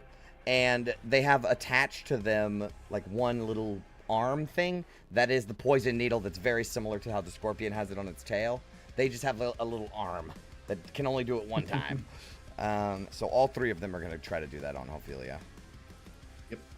So here's 1 miss, 2, 22. Hit. Yeah. 7 piercing, and you need to make a con save. Constitution. All right. Oops, that should not have been an advantage. You still beat it. Yeah. And then the last one, 8. So they all miss. Misses. All right. So there goes their 3 attacks. And then they move 5, 10, 15. So they'll move away. Opportunity attack? They are skitterlings. So they cannot take opportunity attacks. They're so fast that they like jump on your armor, shoot you with the needle one time, and if they miss, they jump back off. And as you're like looking around trying to hit them, they're already out of range. Kind of reminds me of the Flood from the first Halo movies, those little fuckers. So that one moved away from, 5, 10, 15. Oh, yeah, easily. So that is it for the crawlers. Next up is the scorpions. I think this one's actually going to go 5, 10, 15, 20, 25, 30 over here. This one's also going to go 5, 10, 15, 25, 30 over here. Do they have more than 30 feet? Oops, sorry, wrong button again. Oh yeah, they have 40. Oh, so sweet, so they can make it to a target. Awesome.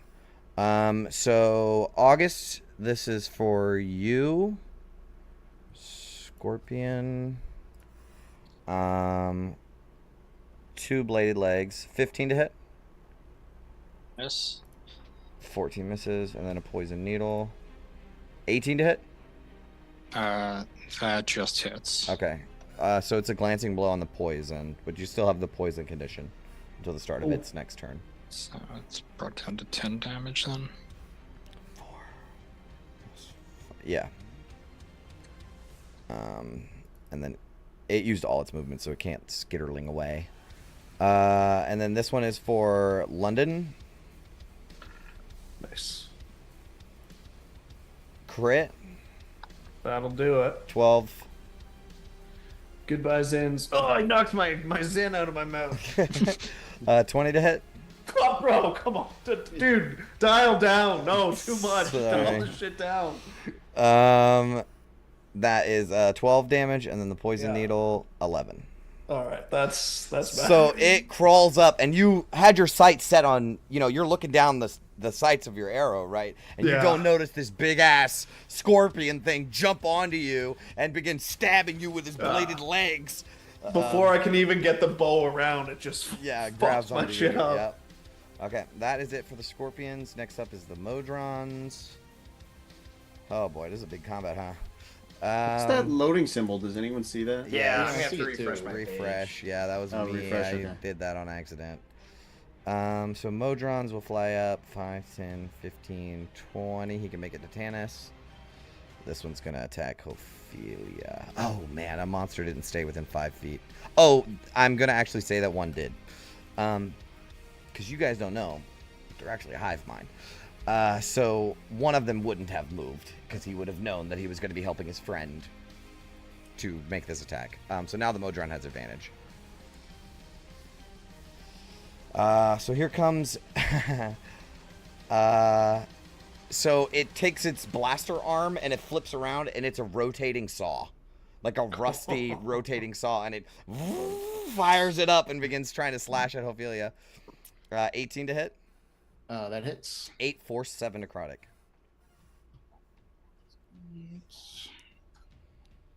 All right. Okay. That was it for its turn. And then this one on Tanis. Tanis. You will hear a voice come out of this thing, but it doesn't move its mouth. And it's definitely, this voice does not belong to this thing, and you don't know what it says. It doesn't even speak in a real language. It's kind of like robot language. It's like R2-D2 type shit. Kind of. It's a little more scary sounding than that. But I need you to make a con save. Con save. Wow, that sucks. Okay, so you take... Oh my god, that was a good-ass fucking roll. 14 necrotic damage. Mm-hmm. And your hit point maximum decreases by that much. Well, it's a good thing that I only take 2 actual hit points.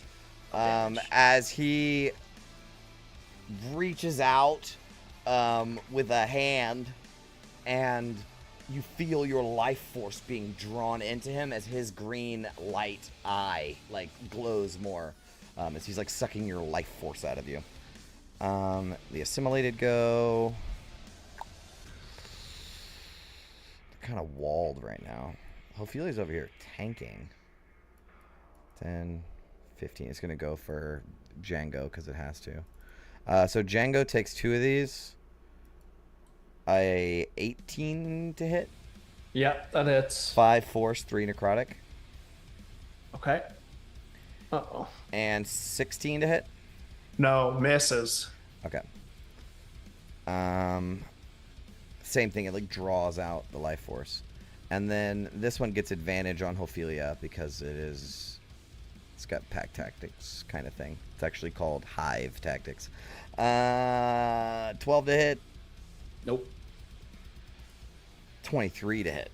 Yeah. All right, 5 force, 4 necrotic. I'll silvery barbs that just because I'm getting my reaction back anyway. Okay. 22. Oh. Sorry. Take the top damage, please. Oh, that's the same, technically. I think, yeah, she's bloody now. Okay. Does someone get advantage on something because of silver barbs? Yeah, who? Yeah, I will give... Well, I reminded you, so. God, you have an Fair inspiration. enough. Shut up. Fair enough, he reminded me. Oh! London. Alright. Alright, August, it's your turn. Alright, we're going into healing mode now. I'm going to swap Bless for... Or actually, hold on, let me double check this new Channel Divinity option.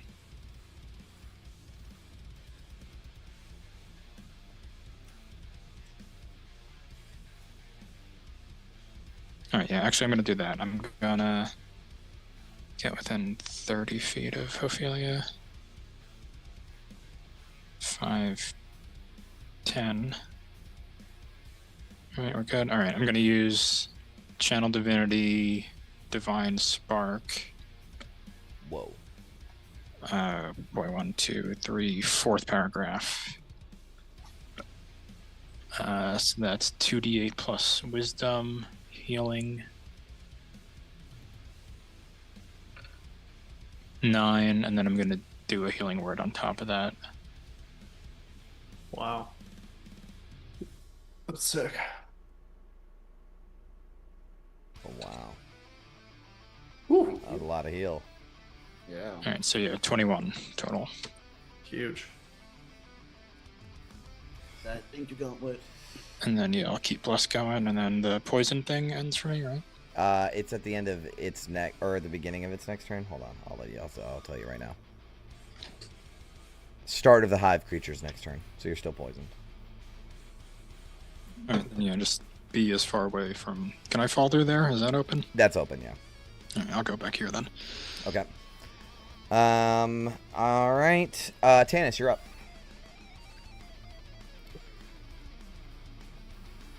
Lund will be fine if these things come for him. I'm gonna run past the Modron. 10. This thing's gonna get an attack of opportunity on me as I begin to fly jump across the bridge. Here comes 17. 17 is a miss. All right. I throw my shield behind me, and then I'll get into that spot there with the last of my movement, and turn around and whip my Kopesh at this thing. Actually, oh no, yeah, okay, I can do this. I'm gonna cast Armor of Agathis on myself as well as a bonus action. Okay. So it'll give me 25 hit points temporary. And then I will Kopesh him twice. Okay. First is, this was not advantage it was supposed to be, so that 20. Hits. Yeah. Right. Same damage, 12. Oh, hold on. Yeah. Plus. All right, What about Genie's Wrath? That's what the 3 is. Nice. And then I remembered to put it on this time. I know. There you go. And then Kopesh. 17. It only took me how long to play this character? For episode 43, we got it. Yep. All right. Another 8 points of slashing. He's bloodied. All right. That will be my turn. Okay, Vin, you're up. Okay. I think we need to destroy this one. We don't want London being. Get this thing off of me, Vin. Oh, there's also August concentrating on Bless. Yeah. I'll be okay, Vin. Save the gauntlet. Yeah, no, I think the gauntlet might take a little precedence. He's also our lifeline. All right. We're gonna go for this one. I'm sorry, I missed it. Which one? The gauntlet? The one on gauntlet? The one on gauntlet. Yep, got you. They weren't resistant to lightning either, right? Not that you know of, I don't think. We fought one. I can't remember. Whatever. 18 to hit. That hits. Oh wait, Oh, that's a thunder gauntlet. My bad. Hold on. That was the wrong thing. She actually hasn't used that thing. That's like a melee. Oh shit. Cool. Okay, 19 to hit for the lightning. I mean, I'll just take the. Yeah. All right. Yeah. It's similar rolls. It hits. Okay. And then the second. Also hits. Okay. We'll do the 18 lightning. I got it. You got it? Okay. Alright, he takes it. And, is there any telekinesis she can do? No, not really. Although... No, never mind. Okay, she'll hold position and kind of just... oh, wait. Too far, though. 30 feet, right? Hold on. Is it 30?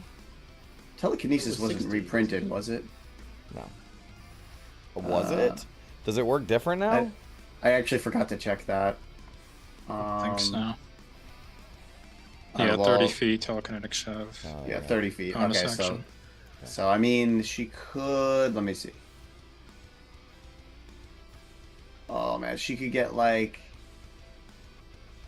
She could actually do. Yeah, if you have to stand on the edge, it might not be worth it. Yeah, because there is like you could fall down right here technically, right? Yeah. Actually, All right, anything past those bars is you can fall down. Yeah, no, that's probably not a good idea. Like you're on the railing.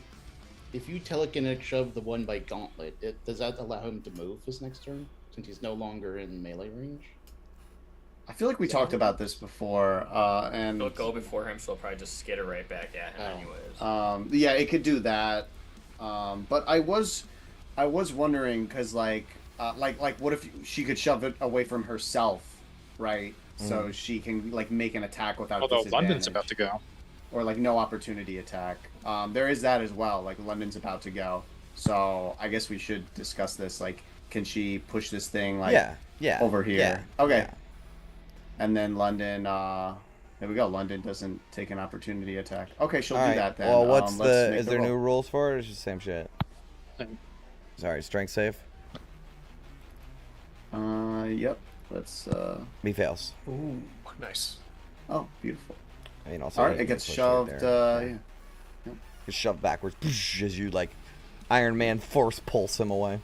I think it technically should be here, right? It's like straight. It's a straight push. It can't be diagonal. Yeah, no, it is. You're straight line. Oh, yeah, okay. So that's kind of how I was seeing it. I interpreted the wording differently, but okay. Then that's it. All right, London. I was gonna use my new 2024 6 sharpshooter ability to not even care that that guy was in 5 feet of me. But you can still walk up to it. Yeah. Bring it on. Either way, I think the only way to repay August for the odd montage is to give him a little help here. I'm gonna bonus action switch my hunter's mark up to that guy on August and take 2 shots. Okay. A whole lot. 30. That definitely hits. Is Django within 30 feet of that? Nope. Sorry, buddy. And let's go one more shot. So 20 something. Yep. 15 plus 12. Yep. 27 piercing. He is like nearly bloodied. Ah, damn. Okay. All right. Django automatically takes the dodge action. Okay. And he'll move 1 square there. Okay. Remember that dodge action because I'm going to be attacking you later, probably. Yeah. Okay. That's your turn? That's it. Real quick. Yes. Just as a point of reference, you can't switch Hunter's Mark at will. The creature has to drop to 0 hit points first. Just to let you know. But I think he killed the last guy he had it on. I killed the last. Oh. I see. Never mind. I thought you just switched it. I thought about that too. No. Yeah. But I was like, I think the last time he used it, he take killed the guy. back what I said. You were right. No, very fair. If there's anyone who's going to mess up the basic fundamentals of their character, that's fair. It took me 4 weeks to learn it. So, on initiative count 20. Oh no. Ruh-roh. Let's see if I can find a handout for this fucking thing. So, you see floating in the air, moving like parallel to the bridge from the direction you were headed, right? It sort of floats around and begins heading in your guys' direction. It is this big 10-foot diameter sphere that is floating in the air like a blimp. But from its body, it has these mechanical tentacles. And you can see that it has multiple eyeballs that all glow this greenish energy. And it has a skull, undead skull face, as you will see this.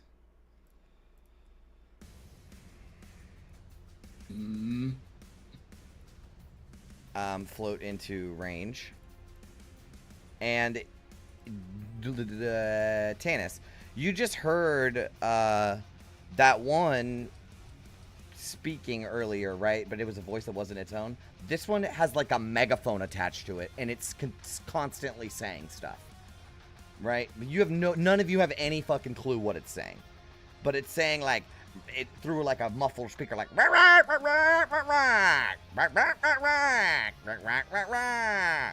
as it will float. How much movement does this thing have? This thing is so fucking awesome. This is like my favorite one. Okay, he doesn't have much. So we'll move to, where was he? Like over here? We'll move him like there. Fuck is this? So as he moves in, right, and he gets close, the Modrons and all of these creatures that are within range of it boost in necrotic power. As this thing seems to like be some sort of beacon of like giving them more power. Oh. Let me make sure that that's actually what that does. The Necro Relay. They have, all of them have advantage on attack rolls and saving throws. And if they start their turn with 0 hit points, they automatically gain 1 hit point at the start of their turn. Not the ones that are already dead, just now. So if they hit 0, they automatically always come back up with 1 unless their body is destroyed, is what it says. But I won't count that for the ones that are already dead. Now, it's going to use its... Oh my god, this thing is so fucking nasty.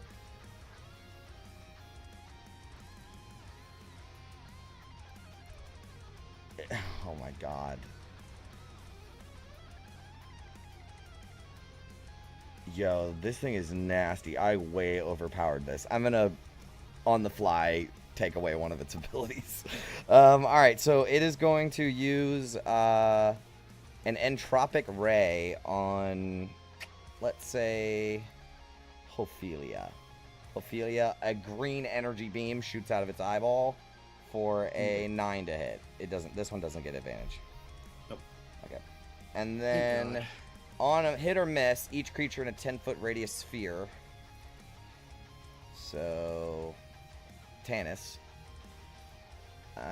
you need to make a con save. Both of us? No, just Tanis. Oh, oh yeah, actually both of you. Yeah, both. Sounds like both of us. Yeah, it is both of you. So both of you make a con save. 16. You succeed. 10. Okay, Ophelia, you fail. You take a D10 of necrotic damage. Assuming his buddies are immune. Yeah. They're immune to necrotic. So it shoots out this beam, and then the beam detonates in like a sphere of necrotic, like a bubble of necrotic energy in a 10-foot bubble. So you dodge the ray itself, Ophelia, but then this bubble kind of sucks the life force out of you. And as it does, it goes up, like you can feel this necrotic energy draining from you, and it manifests as this green wisp that floats up to the thing in the sky. This thing seems like all of them are like trailing this energy that is floating up into this thing. Ophelia, it is your turn. Before we start, Lulu's not on initiative. Lulu is going to take her turn. She is so far down. I technically went out of turn with this guy, so I'm just going to put him on initiative 20. Because there's no more things coming. Alright. Lulu's going to go ahead and take her turn because she hasn't taken a turn in a while. She's going to go up to here, and do her Trumpet of Blasting to hit this Modron. I think technically this thing's unaligned, or like lawful neutral, which is so strange. Oh, yeah, that is surprising. Yeah, it's kind of strange. They're just following orders. No, I guess they're lawful evil. So I guess they will take the damage. Yeah, it was lawful neutral, then it got turned into a hive monster. Lawful evil, you're right. Okay, so somebody roll 4d8 plus 4. Then chalk that shit up. It's gonna roll a con save. 36 coming up. Wrong Yeah, digit in the tens place. Oh, it fails. Alright, it takes the 16. Ouchie, it's almost dead. And then Lulu's gonna like fly back over towards the gauntlet, I guess. She has like movement out the ass. Okay, now it's Ophelia's turn. Okay. You find yourself surrounded, and this the big thing in the air is like definitely powering these other creatures. And you'll notice as you look down the bridge, there's 2 or 3 of them. They're not in your combat, right? But they're like powering all of these guys on the bridge. Yeah. I don't think I have anything smart to do, so she's just gonna have to go after this Modron. Okay. Has advantage. Can Dragonborn fly now? You haven't seen her fly. 23 to hit. Yep. Sorry, 25. 10 bludgeoning, 3 force. How do you want to do this? Is it truly dead? No, it comes back with 1 hit point. I forgot about that. So you will watch as you slam your hammer into it. It bashes into the side of the railing and falls over. Big dent in the side of this metal sphere, right? And then you'll hear like on the radio broadcast like, and the necrotic energy swirls around it and it rises back up. It's not even prone, like it's just still there. Oh! Gonna go for another hit. Yep, that hits. You knock it back down and it comes back up with 1 hit point. Oh. This keeps happening forever. Oh no. Okay. So, well, we've learned something. Yeah. So nothing. Yeah. So this wasn't entirely wasted. That's both her actions. She's gonna say to Tanis, I think we're just gonna have to go after the big one. Glad we think the same. Let's go. All right. Then. Sorry, I'm just reading. Then as a bonus action, she's going to use Draconic Flight. Oh, shit. And I think, yeah, this is the first time she's Called it. So as she looks towards this giant thing floating in the sky, she kind of rears up, puts her shoulders out, and you see these 2 energy wings, this black kind of crackling lightning as the rest of her energy is, sprout out from her black as she begins to hover off the ground. Sweet. And this gives her, I think, just 30 feet of fly. Yeah. I imagine this thing's 20 feet off the top of the deck. Yeah. So she's going to make her way there. She is going to get attacks of opportunity. But 3 of them. yeah, nothing. I don't think I can do anything to stop that. All right. Do you want to take them then? The attacks of opportunity. That's real fucking rough. Maybe I should. Yeah, it's pretty rough. They have advantage and shit too. Yeah, and if you go unconscious over the sticks, it's over. Yeah. Okay, no, she just said cast fly, but she's going to do something next round, so that's it. That's all right. Cool. The crawlers go. I think this one, since it kind of already uses things, going to go 5, 10, 15, 20, 25, 30, 35, 40. Fuck, he can't make it very far, can he? 5,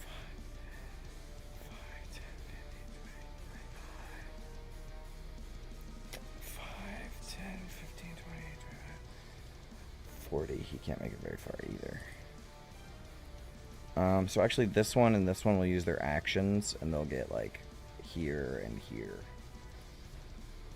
So the one that made it to August was that one, right? So that one is going to, I think it already used its needle, so it's going to, it's a crawler, use its bladed legs. Here they come. 19, 7 slashing. I think, yeah. Oh, it misses. 19? No, that hits, right? Yep. It was going for August. August. You know, that was for me. Oh, that was August. Okay. Yeah, yeah. That one took its action to get to you, so it can't reach. It can't make it. My bad. Okay. All right, you're good. And then this one actually gets to go on Ophelia. So here's a bladed legs on Ophelia. 7. Or no, 13. Nope. Okay. That's all the skitterlings, the crawlers. The scorpion goes. It's going to run up to London.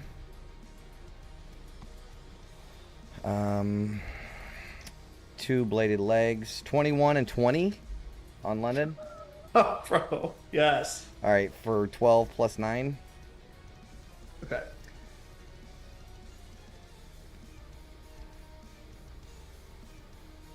And then the poison needle.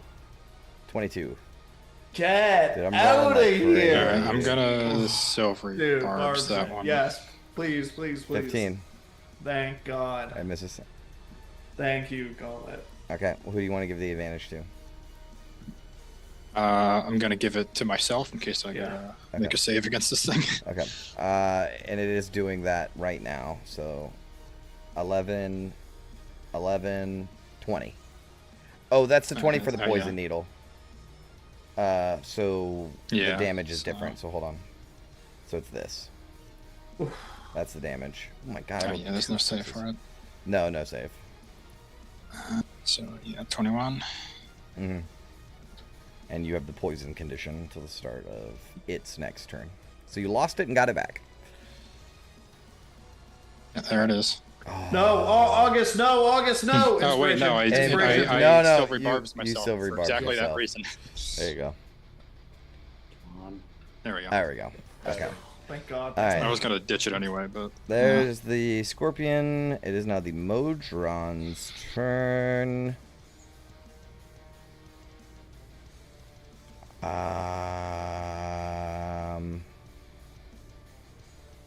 think it's gonna move for London actually. So 5, 10, 15. Okay, perfect. And it's going to light up the rotating saw, and it has advantage on this attack. 19. Glancing blow. Damn, that's crazy. All right, so 4 plus 5. Oh boy, we're not looking good here, boys. This one's going for this one in the middle is going for Tannis. With a this one hasn't used it as assimilation protocol, so it will use that as the voice comes through it. I need you to make con save. 14. You succeed. You just beat it. So you take nothing. Yeah. I like that. Yeah, you do. Nothing happens. He tries to like reach his hand out as the necrotic energy siphons through him and up to the thing above him, but you dodge his hand, like force it out of the way with the shield, and nothing happens. Can't hit me with that shit twice. Yeah, I know, that's right. All right, so he's done. That's all the Modrons. Next up is the assimilated. One is on Ophelia. God damn, these things are nasty. Here comes 2 attacks. 21 and a crit. Jesus fucking Christ. I am not rolling bad. So it's 7 for the first one. The next one is, hang on, calculator. 6, 2 plus 3, 19 for the second one. Okay, she's bloodied. Okay. Then this one goes for Django. Disadvantage. Thank you. 15, 8. He gets past both of them. Cool. That is their turn. Lulu is going to see the dire straits that is going on around her. She's going to go help Ophelia. So she's going to fly over to where Ophelia is, and she should be able to, like, 15 foot, 5, 10, 15, hit all 3 of these guys. Nice. It's not going to help, but she doesn't really understand, and she's doing her best to try to knock them down. So, does she take attacks of opportunity? No, she was hovering anyways. She was flying above its range anyways. Gotcha. So they all need to make con saves. I think it's 48 plus 4, right? Let's just say it is. I need to make a crawler save, con, a assimilated save, con, and a Modron save. It doesn't really matter. The Modron goes down and comes back up. I succeed both. Can I get 4d4 plus 4, Vin, please? You're the roller of Lulu's damage. I've become the designated. Well, that's because you do good. You got the hottest hand, brother. Yeah. We need it. Wow. Oh, no, those were D4s, not, or is it D8s? D8. It's supposed to be 4D8. Oh, yeah. it was D8? Yeah. That one doesn't count. No one look at this dice. That doesn't count. Here we go. This Watch is it be the same thing. Wait, That'd it's be still nuts. +4, right? One, Yeah, one this 4D4. time. Yeah. 4D8 plus 4. 4D8 + 4. Wow. Oof. Alrighty. They take it. You do kill the... she does kill the crawler, but then it comes back up with 1. Alright. And you bloody she bloodies the other one. And she's like, I don't think that worked. August. I just gotta make sure that... Alright, I'm going to swap Bless for Aura of Vitality. Okay.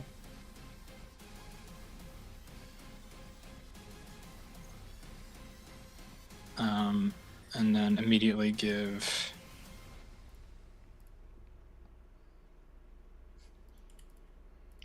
I mean, everybody's in a bad spot. I'll do the 2d6 for Ophelia. I just gotta get up in range, I think. Yeah, 30 feet. I'll do 2d6 for Ophelia. Okay. And then I will go into my pack and pull out a scroll that I've been holding on to for God knows how long. Okay. And start reading from it and cast Mass Healing Word as well. Whoa. brother. Yes, please. Because 2024 rules, as long as I'm only spending 1 spell slot, I can cast as many spells in a turn as I want. Wow. Oh, what? Oh. Okay. I love it. So yeah, Scroll of Mass Healing Word is gone. And so everybody will get... do I not have the macro for it? There it is. Nice. We'll get 8, and hold on. Oh wait, no, I didn't spend a spell slot for that one, so I don't get that.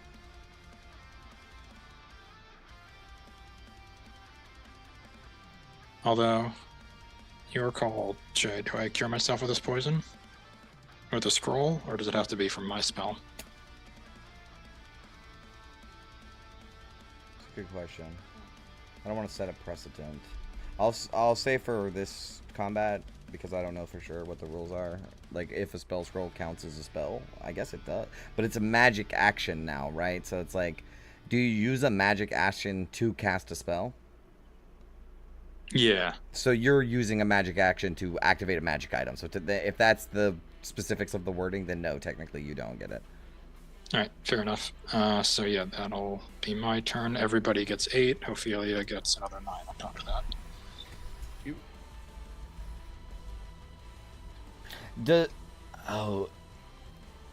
Does this feature come? Did we make this feature? Yeah, it's like a combination of the old one, but with the Mercy Monk text. Is there a new Mercy Monk? Yeah, but it's like when they spent key and doing arm strikes and stuff. I just took the effects from that. When and they then added the use trigger from the key- Arcana domain. Yeah, so I do think it should be a spell slot. Yeah, right. Okay. All right. Because you know, I'm getting specific about the wording that we fucking wrote. You know what I mean? So I'm trying to adjudicate it. So yeah, I do think a spell slot is necessary for that. Okay. Is that your turn? Then yeah, I'll just back off from the edge again. Okay. So you like dodge around this thing. It's like stabbing its tail toward you. Cast all this super dope, actually, healing magic. Oh, Brendan knows what I'm trying to do. Okay. That's your turn? Yeah, just move a little there, August. Perfect. Yes, that is my turn. Tanis. Oh, fucking Ophelia, never say I never did anything for you. I'm gonna run 5, 10, 15, 20, 25, 30 feet, jumping off the edge and taking all those attacks of opportunity. Well, you could just fly straight in the air. I'm trying to draw the attacks of opportunity. I see. What All right. a legend. So, let's just start with the crawler. Miss. Nice. Actually, they have advantage. 17. 17 is still a miss. Nice. Assimilated. 19. Ooh.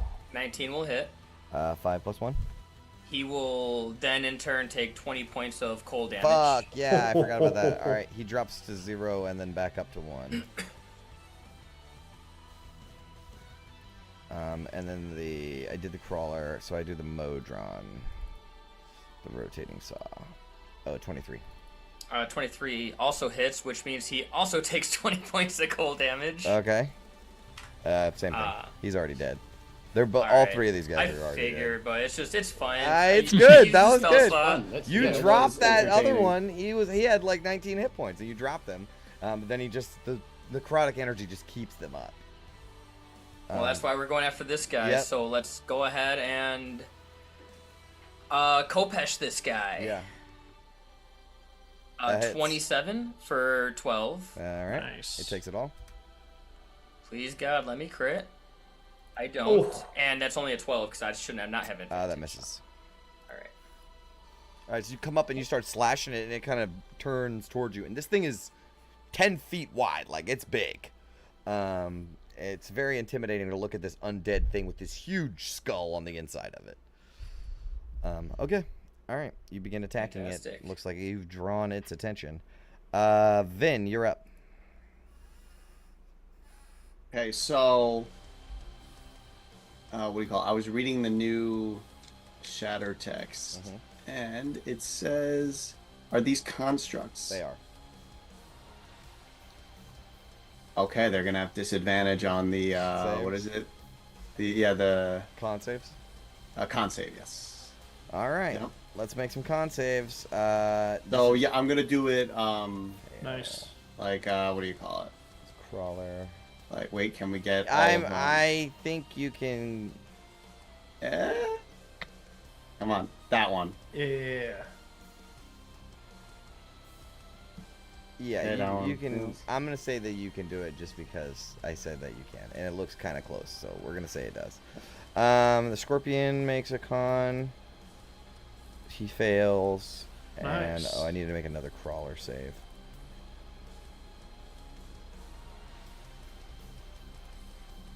They all fail. Hell. Come on, 3d8. Give me good damage this time. Come on, baby. All right. I mean, so many ones I'm rolling. All right, all of them stay up. Fuck. Tried my best, but this shatter just never get max damage.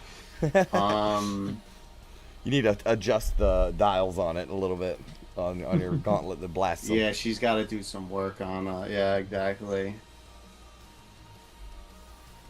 And I can't put any sauce on it. That's the other issue. But okay. Does she want to be near that crawler? I mean, it doesn't really matter. All right, she'll just yeah, she'll just hold position, I guess. Okay. That'll be your turn. All right, London. All right, London's in a bad place here. I don't like this one bit. Point of clarification. If I was to move to the north of the map, does that like proc those guys, or are they? locked That's into- sort of flavor. They're doing their own thing. Yeah. Okay. I'm definitely going to use Zephyr Strike. Break concentration on Hunter's Mark. Yeah. Zephyr Strike, because I need to get out of here. One more point of clarification. Switching ammo. Does that take No, you can just do that like whenever you want. Okay, sick. So let's do it like this then. Bonus action, Zephyr Strike. Let's get some speed and some movement and blow past some opportunity attacks.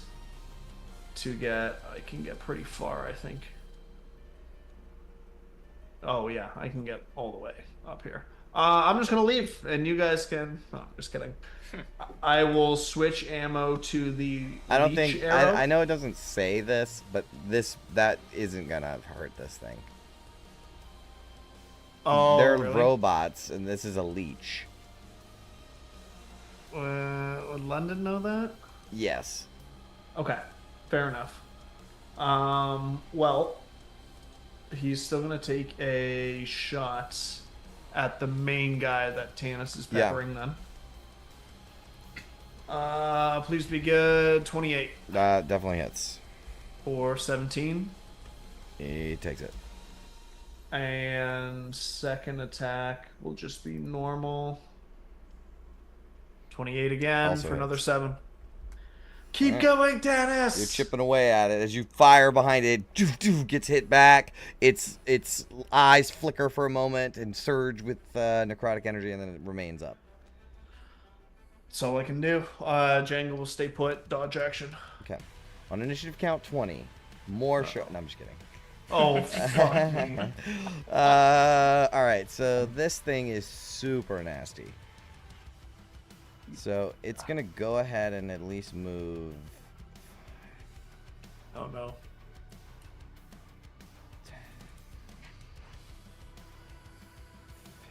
It moves away from you, Tanis. Kill it. Do I get an attack? Yep. Okay. I will take it. For a 24. For 9, that 3 should not be in there. Okay. So it does move to get more guys in its aura. And then it will use its ability Directive Drain. Oh, man. So Tanis, August, Lulu, and Ophelia. You will feel something like tugging at your chest, like it's tight, and it draws life force away from you guys up into itself. I need each of you to make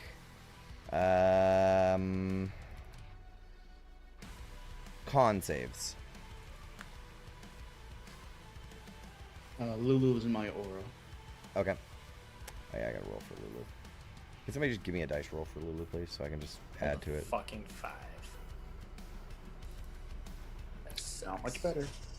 I'll do for Lulu. She has a +4. Damn. Oh, damn. All right. Somebody else want to do it?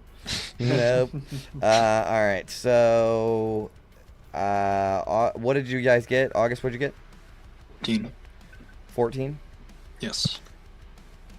That is success. Tanis? That was a fail. 5. Okay. Ophelia? 9. Yeah, you failed. And then Lulu fails. So the failed people take 34 necrotic damage. Ophelia's down. Shit. On a success, you take half. So August, you take half of that.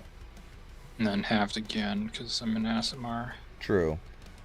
Ophelia, you go down. Yep. You gain a level of exhaustion. What kind of damage was that again? Sorry. Necrotic. Yeah. If you come back to consciousness, Ophelia, you have a level of exhaustion. Or, I guess you have it now. It doesn't affect saves, though. Oh, it does. It affects everything. It affects death saves? Yeah. Wow, you get a negative to death saves? That's crazy. All D20 tests, right? Wow. That's brutal, bro. This new exhaustion is very tough. Like, I'm scared to give it out now because it's so hard. But, I mean, this is what happens. You get your freaking soul sucked out of you just now. All right, so Ophelia, you feel your life force draining from you for a moment. And the lights begin to dim as you get knocked unconscious. Guys, y'all motherfuckers need to bring her up. Oh, it's too... You can't. I don't know how. We look at the initiative order. We're fucked. Oh, boy. I did not think this thing was going to move away from me. Yeah. I really thought that was going to stay. Well, he has one goal. Wow. All right. At this point, after feeling that attack, I'm going to allow everyone who's sort of come into contact with this. So I'm going to say August and Tanis, you both can make... Actually, you're the only one that's proficient, aren't you, August, in Arcana? Make an Arcana check, August. This is pretty important. It's pretty important, Chris. It's pretty important, Chris. Chris, it's pretty important. What do I need to do? Give him your inspiration. Oh, fine. Oh, what a waste. It won't be, I promise. Well, all right, roll again. Let's see. 14. Okay, I will give you a tiny bit of information. As you like feel the necrotic energy pull on you, something clicks in your mind. Like the type of magic that this thing is using is not something that a construct should be able to do, right? But it is still a construct. So you have a feeling that there is magic and machine together. I don't know if I can't tell you what I'm trying to say. I can only explain it really shittily because you didn't roll super great. I think I have an idea, okay. But that's all I can really say. My turn's not over for a while. I know, but that's all I'm gonna have. That's all I can say is like these things are like powered by necrotic magic, or necromancy magic. That is it for its turn, though. That was its recharge ability, so don't worry. It's gonna have to roll to see if it gets that back. Ophelia, I need you to make a death save. That's disadvantage. Why? No, because exhausted. No, it's a minus minus 1. 2. Or minus 2. That is insane. There's no way that's the rule. Bullshit. There's no way that's the rule. It says when you make a D20 test. Jesus, yep, that's one failure for Ophelia. Woof! Alright, it is the crawler's turn.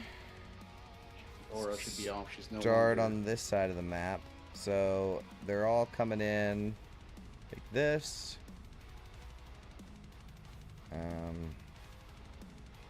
This one's it's gonna ignore Ophelia. It doesn't need to fight her.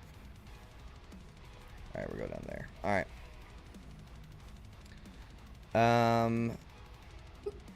Because it doesn't want. Yeah, it can't. Okay. The crawler's gonna attack. This one's for Django. 7. Miss. All right, this is for. There's 2 for Vin. Fucking. Oh, actually, would have advantage. It still misses. 9 and a 14. Yeah. Even with the advantage, they would. Oh miss. no, not you. Those ones on you. The one on the. All right, cool. August with advantage, crit. Oh. Uh-oh. Alright, I mean, 10 isn't the end of the world. There could be worse stuff coming. Yeah. Got the scorpion guy next. Yeah.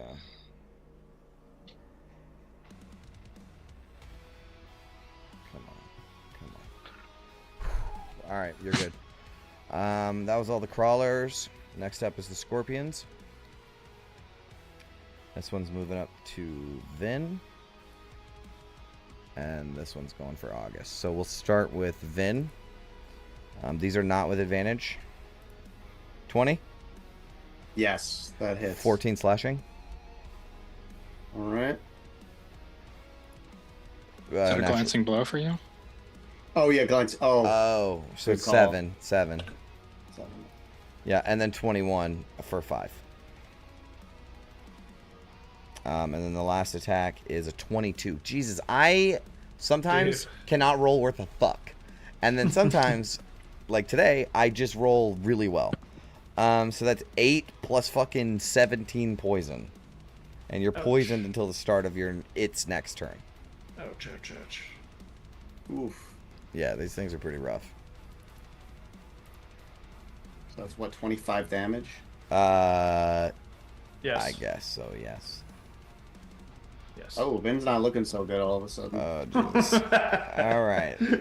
So all of a sudden. That was the scorpions. There's only 2, right? Yeah. Okay. The Modron goes. Guess it's gonna go for Lulu. Wait, did it attack me? The scorpion? Yes. Yeah. Oh, I didn't roll for it? I don't think so. Oh. 1, 12, 23. Oh, Yeah, he's in the aura, isn't he? Yeah. Yeah, 17 misses now. Okay. So 23 for 9. And then the poison needle, 23 again. Jesus. I'm gonna silvery barbs the needle. I have to. Yeah, you have to. 14. Thank God, bro. Holy fuck, that was a close one. That was close. Don't give it to me. Give it Oh, to we could still lose concentration. That was 2 rolls. Okay, good. Just the 1, right? Because 23 damage, or 23 to hit, 9 damage. And then I silvery barbs. Oh, First the one's a last miss. 2. You're right. Okay. Yes, it's just the 1. Whew, okay. Then this Modron is going to go for Lulu. Actually, it can't reach Lulu. Lulu's just high enough out of its range. It can fly. I forgot about that. Alright, so it is going for Lulu. I just hate attacking Lulu. It feels really gross. With advantage, it hits. Is it too late to play one of those slow down cards? Oh, see, it deals force damage. Jesus. I was like, oh, it's resistant to non-magic. It's force damage. Jesus, man, this sucks. You got anything against necrotic? No. Alright. She's nearly bloodied. As it attacks her with the rotating saw up in the air. That is all my Modrons, though. Right? Did I use this one? No. No, you didn't. Boy, guys, this is tough. I guess... Nah, fuck this. 5, 10, 15, 20, 25. He's gonna shoot London.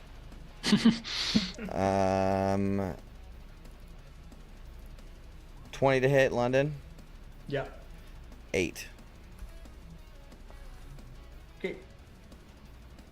Alright, assimilated go. Okay, so here's where it gets interesting. Ophelia, you are unconscious.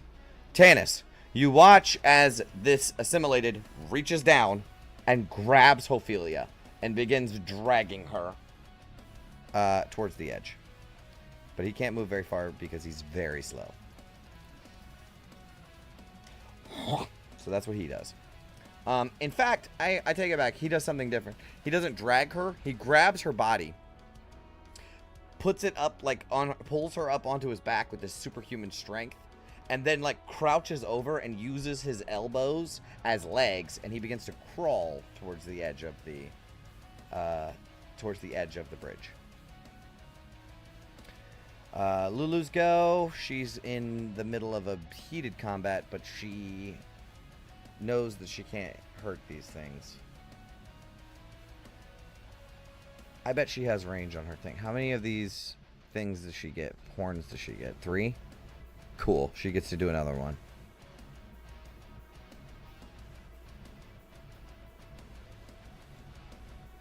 Alright, roll 48 plus 4. Somebody, Vin, you're the roller. My goodness. It fails. There we go. It takes 28. Jesus, that was a good roll, too. Alright, it's bloodied. The witness in the air is bloodied. Because she can reach it. Her trumpet's 15 feet. So even if she's only 10 feet off the ground, it's only 20 feet off the ground. So she can just aim her trumpet upwards and hit it. She is still in melee with this Modron, though. It's just really scary for her. But she thought about running, and we sort of get the moment where she's like, oh, I should run. And then she's like, no, I have to help my friends. You know what I mean?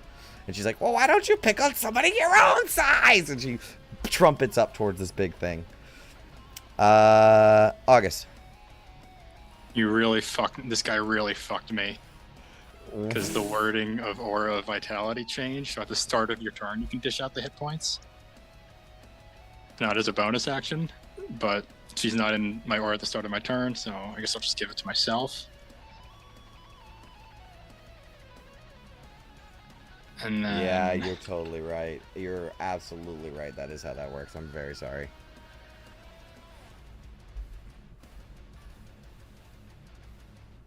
Alright, still kind of locked down. Alright. I'm gonna Bonus action. Mm-hmm. Magic Initiate feat. Healing Word. Okay. On Ophelia, of course. Okay.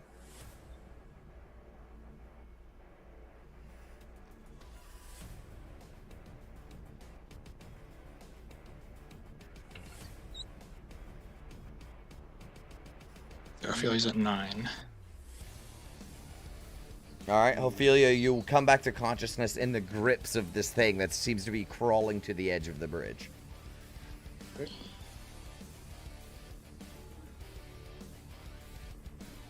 I'm not sure if this is what you meant with the Arcana check. Okay, we're gonna find out. But I'm gonna try Dispel Magic on this hive creature. Okay. So you cast it? Yes. Sweet. So here's what happens. It has a range too, huh? 120 feet. Very good. So. Nice. You sort of reach out towards the magic that seems to be powering this thing.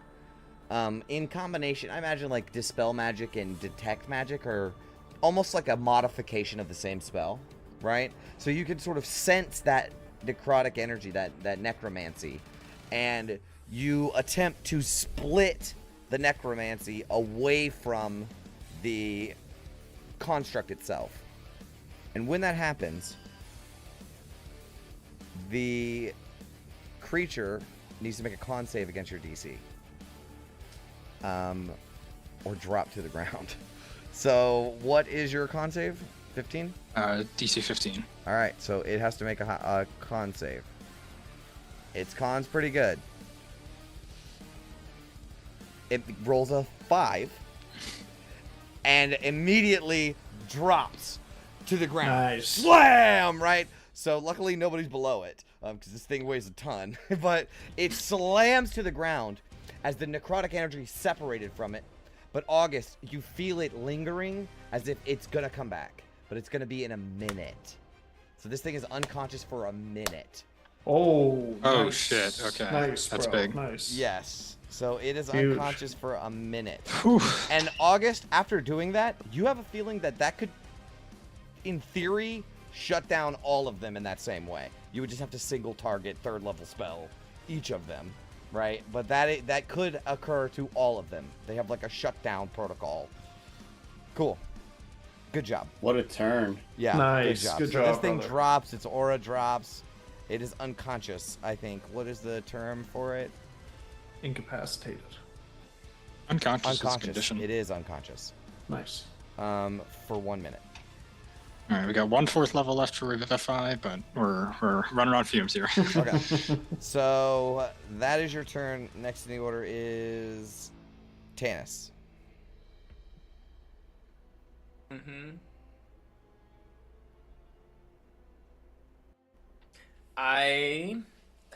Seeing this thing drop to the ground and seeing it being a giant ball and seeing the river Styx right below us, I'm going to move to this spot. Let's see, 5, 10, 15, 10, 15, 20, 25. I'll move there and I'll see Ophelia back to life and just be like, Ophelia, help me get this thing in the river. And I'm going to start trying to roll. Can I start trying to roll it and like use like a shove? It's attack? heavy as fuck. I mean, do you want like an athletics or something? Or are you just gonna say no? Nah, rolling it sounds kind of fun. It's only one size category larger. Okay. Can you move something 1 category size larger than you? Yeah, like that's the limit for grappling. One thing bigger. All right. Yeah, it's gonna require an athletics check to move this motherfucker. But I'll just give it to his DC, whatever his DC is, or I'll make a DC for him. Let's see. Hive witness. Yeah. Okay. So it's 14. You got to beat a 14. All right, I'm gonna start trying to roll this thing to the river. 16. No. So I was actually gonna. I almost changed my mind to 16. So I think I am gonna keep it at 16 because that's his con score. So that's like how big and heavy he is. So you're going to start pushing it. There is a Modron behind you, but so you can like move it up 1. That's fine. There's one. I could say you can move it 2 squares with that. So you're gonna need like a Ophelia to push it to finish it off, right? That's fine. I'll get it right in a position for Ophelia to push this thing right off because I'm sure that she's fiending to kill something. No problem. Now. Did you want to move out of melee range of this guy to push him 1 more square? Because I'll allow 1 more. Yeah, I'll try to get it right on the edge so that it's it'll just be right on the edge, teetering. Yeah. All right, you push it, and this Modron does get an attack of opportunity on you. Oh no, he's in the air.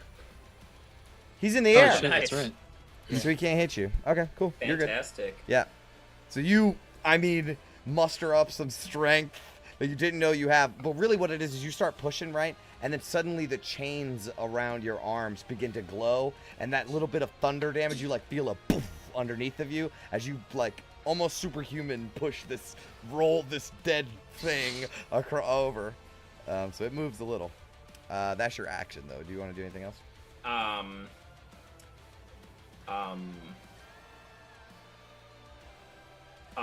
No.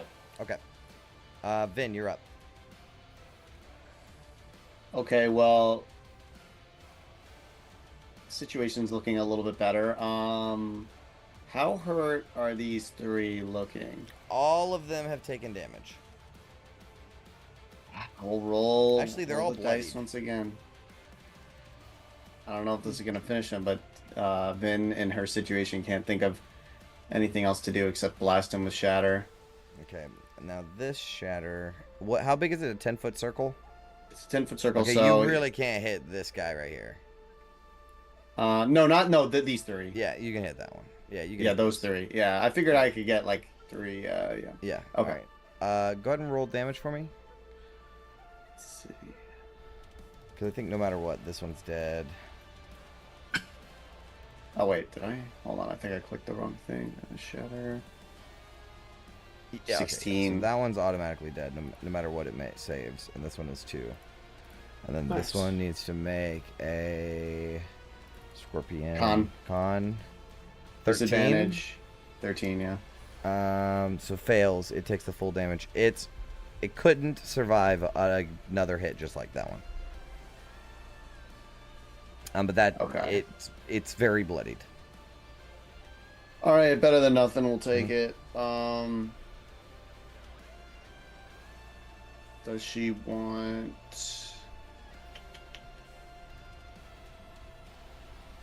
I think at this point we want to try to spread them out. So she's going to attempt to push the scorpion away from her. Okay. So strength save. That's a strength save. Fucking 5. Yeah, she definitely beats that. So it gets pushed like here, and then she'll take the attack of opportunity from the crawler. Yeah, and she'll what's her movement, like 30? It misses. Oh, 35. Was that from her armor, the 35? I Probably. think it is. Yeah. And we'll go all the way near London. Okay. Vin, do you want to just get out of here? Speaking of the devil... Oh, sorry. No, she was just saying, we can't... The devil's right there. London, you're up. All right. London is picturing this invasion and going to channel his Wayfarer background to use the lucky feat and get advantage on some of these attacks here. Okay. Let's go 1 on this guy. Show me. Just trying to free up August. I got you. 9 piercing. That hits and does damage. Still up. Okay. All right, second attack then. I'll burn another lucky die to also get advantage. You got Hunter's Mark too, right? I do, but I wanted to use it to command Django. It's dead. This doesn't. Yeah, that's what I was hoping for. Okay. And I'm gonna tell Django to start helping out too and attack this guy here. Django will use a spark bite. Come on, 15.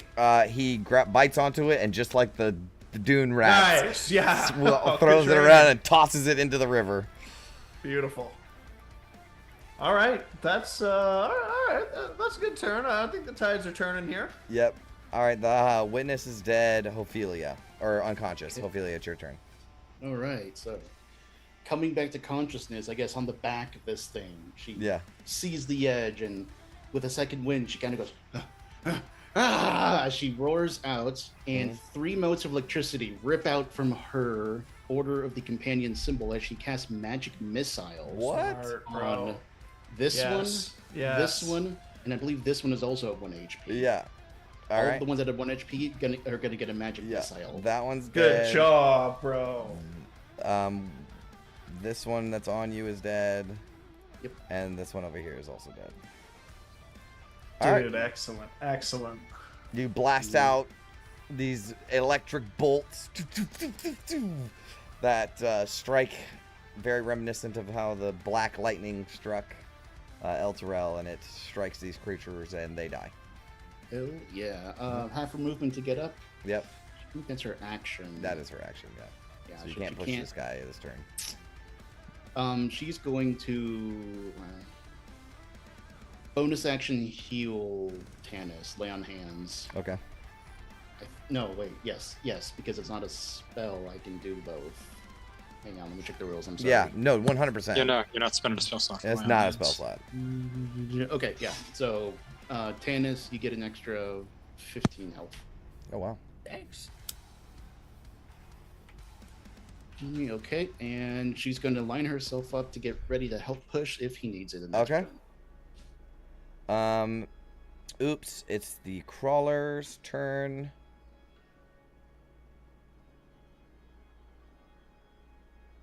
There's not much of a combat left here, is there? Maybe this scorpion could be a problem. It's still pretty full health. But I don't think anyone's gonna die. I think it's a waste of time to continue this combat. I think you guys can clean up house from here. Sick. So what I do want is it'll be Tannis's turn, and we can narratively say Ophelia is helping. Montage. You guys want to push this fucking thing off the edge? Yeah, I'm just like, I'm sitting there, I got that last little bit, there's that lip at the edge where the grating is, and like, it's heavy, and I'm trying, and like, Ophelia just comes and just fucking shoulder checks. Yeah, I was about to say, lays a shoulder into it for sure. Yeah. And just begins pushing and pushing, and it rolls and rolls, and doesn't even roll, it slides, because it's like, it's hitting an arm on the underside, so it's not rolling anymore. And it slides and drops off the edge, and it falls very far. You guys are a little high up, maybe like 50, 60 feet above the surface of the water. And it splash into the river and sinks down to the bottom. And, you know, some devils could take care of these other guys, or you guys could fire off a couple shots and take care of those guys. So that is the end of the combats, as you guys have finished off this threat. So good job, guys. We're going to take a break here in 1 second. I just want to read one last thing.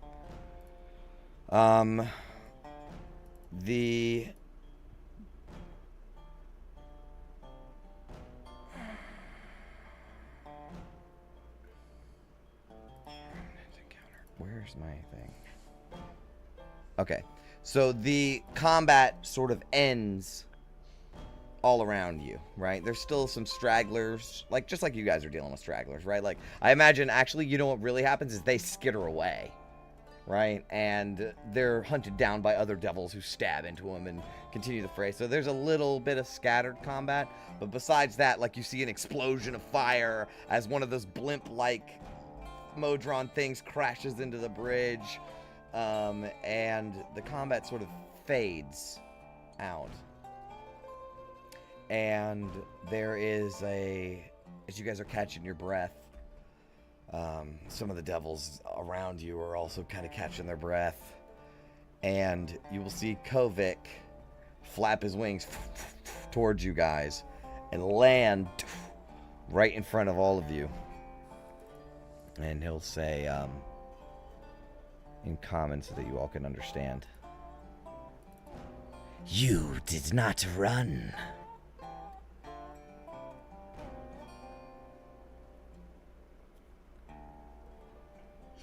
Was these little things giving you all that trouble? All right. Relax a little bit. We said we would help. We did. Blood everywhere. You may not be spies, or you're just very clever, but I doubt it. That's where we'll take a break. Oh, sweet. See you guys back here in a minute. All right, be right back.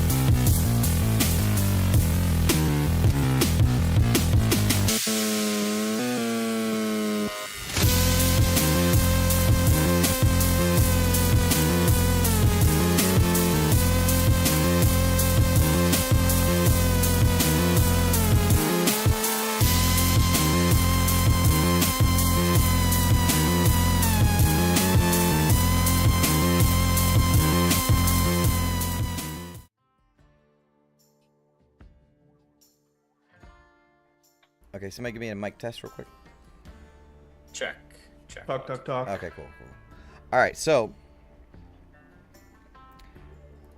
we pull back in as you guys are standing before Kovik, right? And I cleared the map, but imagine there's a lot of devils nearby, and a lot of them are like there's some dead devils, and their bodies are already being dragged towards the edge by chain devils. So chain devil will like wrap a chain around it magically and begin pulling them, and it seems like they're gonna repurpose them or bury them or do something with them. They're not just like chucking them.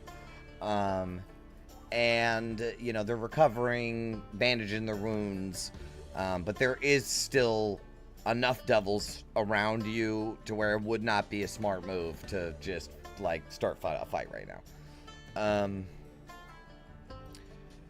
And Kovik will say, that was no raid, that was precision. The scrap mother is testing the lines. She sends her hive by the dozens now. She means to take the siphon one rivet at a time.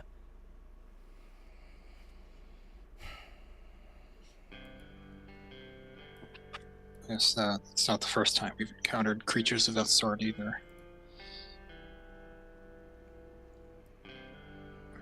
They harried us on our way through the wastes. He's sort of like disgusting, you know. He's like he thinks that they're like worse than demons. Maybe not worse than demons, but he thinks that they're gross and he hates them. What can you tell us of this scrap mother?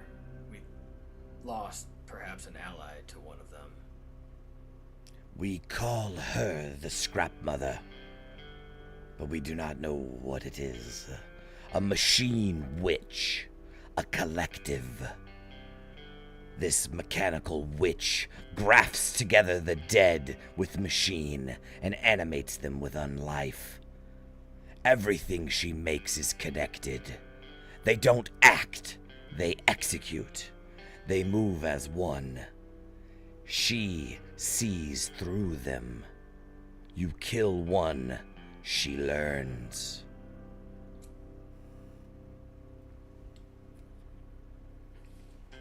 Can she see through these things, do you think, when they're still after they've been destroyed? He doesn't think so. That's good. They come from Disward. Our scouts track her hive to the deep wastes. Nothing lives out there. Nothing sane.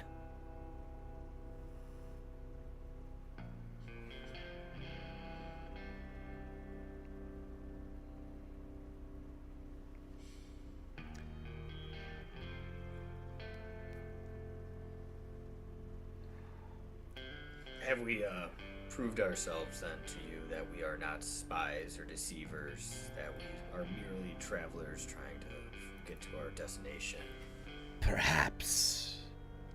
But the Legatus will want to... And there's a commotion from behind him, as you will see some devils, like, saluting, right? As you will hear a low mechanical rumble, like an infernal war machine buried under the earth. And a towering figure emerges, over 10 feet tall, the size of a troll. And he's hunched, and he parts the devils nearby. He wears a long, tattered black cape that trails behind him. Massive horns curl outward from either side of a dark helm that conceals his eyes.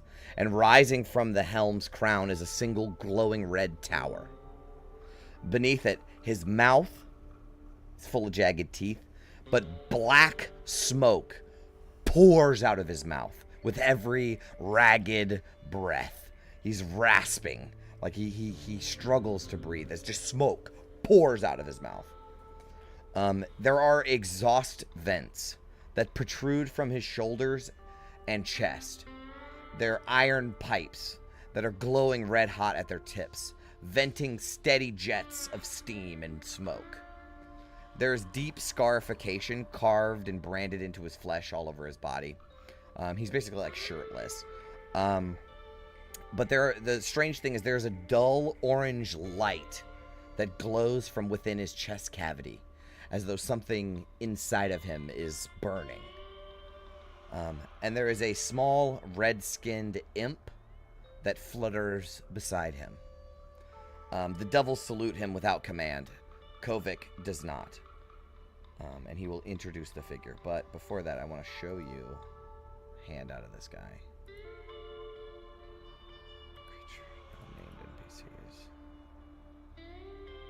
Bitter breath. Where are you? I bet he's in Warlords. Yeah. Bitter breath. Here he is.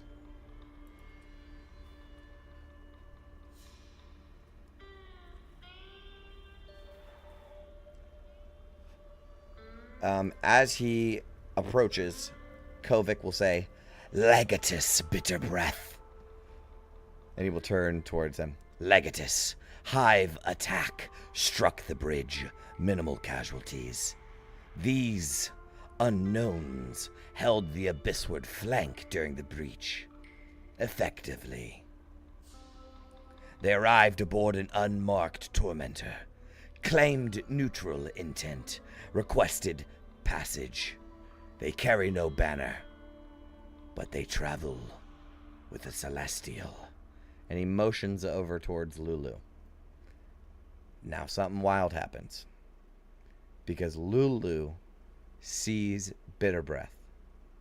And suddenly, she begins to glow as her and August both lift off of the ground, their eyes glowing bright as she triggers a memory. During that, right, we're going to talk about that, what happens for them. But for everyone else, the moment that Lulu and August light up, the imp next to Bitter Breath flinches and snarls something infernal, right? And Kovic draws his swords instinctively. The remnants that are around soldiers, they raise their weapons. And Bitter Breath raises a fist. And they all freeze. Right? But there's like this moment of like everyone's thinks that they're about to explode or something. And the Bitter Breath tells them to hold. Do you guys say anything or anything? Stand down, this happens. Untrusting. Everyone is full of tension, and it only lasts a couple of seconds when it ends. But for those couple of seconds, August, there's darkness. No, not darkness. Just thick, choking dimness. Your mind feels like it's wrapped in wool, heavy and slow. Thought doesn't come. Time doesn't pass. Everything is muffled. You feel sluggish. There are bars around you. A cage. You sway with movement. A low, rumbling clatter beneath you. The creak of rusted wheels. Through the bars you glimpse crimson sky. Dust. A river of blood. Devils ride beside you. You feel their presence. Cold. Wrong. And you know them without knowing. They're Zariel's devils. Blackened iron armor, crimson trim. And they're escorting you, hauling you. But then something tears through your haze. A shriek, metal on metal, followed by a blast of heat and force. The cart buckles, the world lurches. You crash against the bar and the bars, and the convoy explodes into chaos. Devils are shouting, orders barking at infernal. Figures surge in from all sides. More devils. They fight with fury, precision, hate. Your cage is hit. It snaps open as the transport flips and you tumble out, wings flailing, rolling across the cracked earth. Your head throbs. You can barely stand. And then you see him. Towering. His breath like black smog. A helm covers his eyes, but you feel him looking at you. He steps forward, one slow step, then another. He's coming for you. His hand rises to grab you, and then impact. Something slams into him from the side. One of Zariel's devils, roaring, a glaive blazing with fire, and the battle swallows him again. A chained harpoon pierces the dirt beside you. You know you can't stay. So you run, or crawl, or fly. You don't remember. You just go. You go until the world becomes heat and blood and confusion, and eventually even that fades, until there's nothing but silence and wind and the taste of smoke in your mouth. And then, nothing. The memory unravels like ash on the wind, and it fades. And you come back, and there's devils pointing a bunch of crossbows at you guys, and swords, and fucking javelins, and whatever, glaives and shit. I put Bitter Breath on the map here.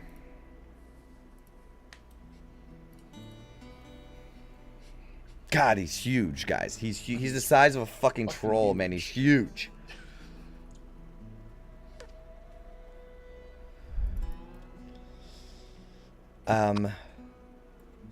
So, do any of you speak Primordial? I speak Orin, which I think is like dialect. A dialect of Primordial. Okay, so here's the thing. Bitter Breath, as he speaks, he doesn't speak a language because he cannot speak.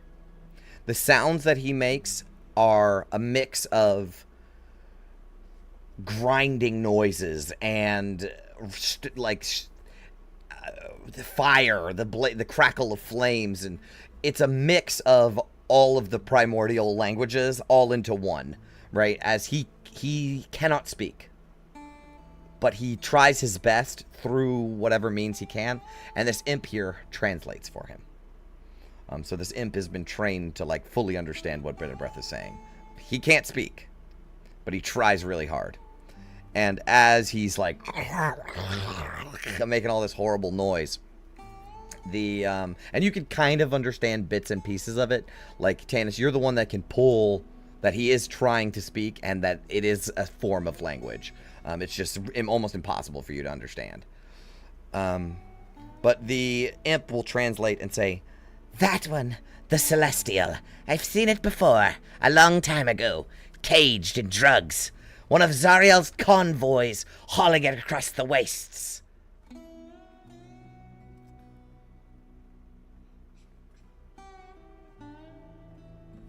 Yes, apologies, I didn't mean to alarm you, but that's what that was. That triggered some sort of memory, and... He begins to get very angry and takes an angry step towards you, almost like pushing Kovic out of the way.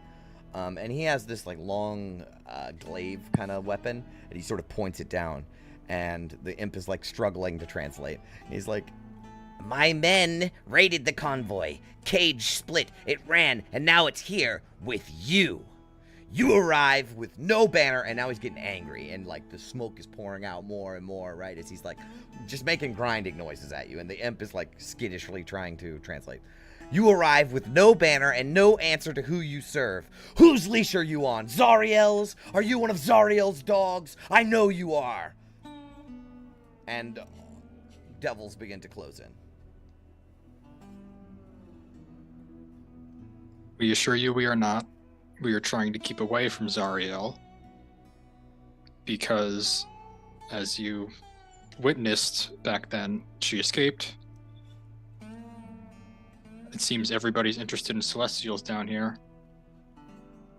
We're just trying to get off this plane. You need to make a persuasion check, and it needs to be very good, because this just happened to hit a vein within him that is very deep.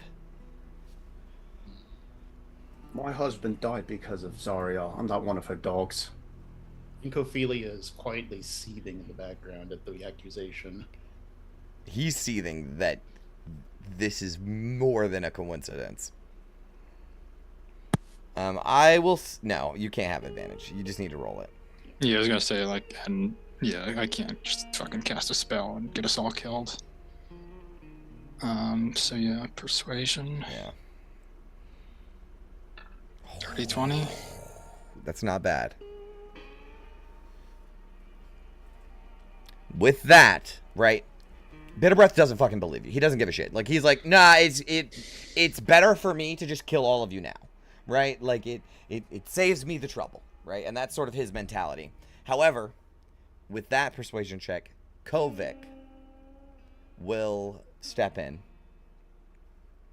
and he will sort of vouch for you guys. Like, they did hold the line against the Hive Mother, or the Scrap Mother. You know, they may be Zariel's dogs, but they haven't tried to take us out. So if we can get them out as quickly as possible, they may not bother us anymore. What could we do from the other side of this bridge? If we were enemies of yours, what could we do there that we would not be able to do from this side? He's still very angry.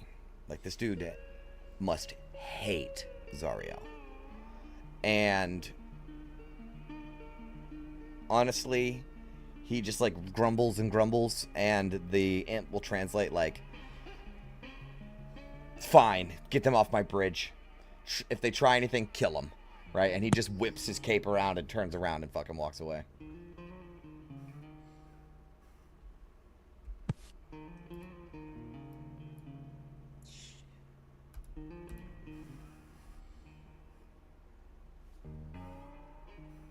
Suppose we should be taking our leave then? Yeah, Kovic's like, get on your fucking ship and get the fuck out of here. Thank you for your intervention. We will not overstay our welcome any longer. Absolutely. You guys can go back to the Tormentor, no problem. There's a couple of dead hive crawler things on it. You gotta throw those off. You get on your war machine. You start to head towards the other side of the bridge. Then, yeah, go ahead. I'm sorry, go ahead. No, do Ophelia. This is greedy, but it's really ticked her off that somebody is claiming she works for Zara. Like, this has struck a nerve for her. So I think after they're told to get the fuck out as they're walking by, she's going to glance up towards Bitter Breath. Yeah.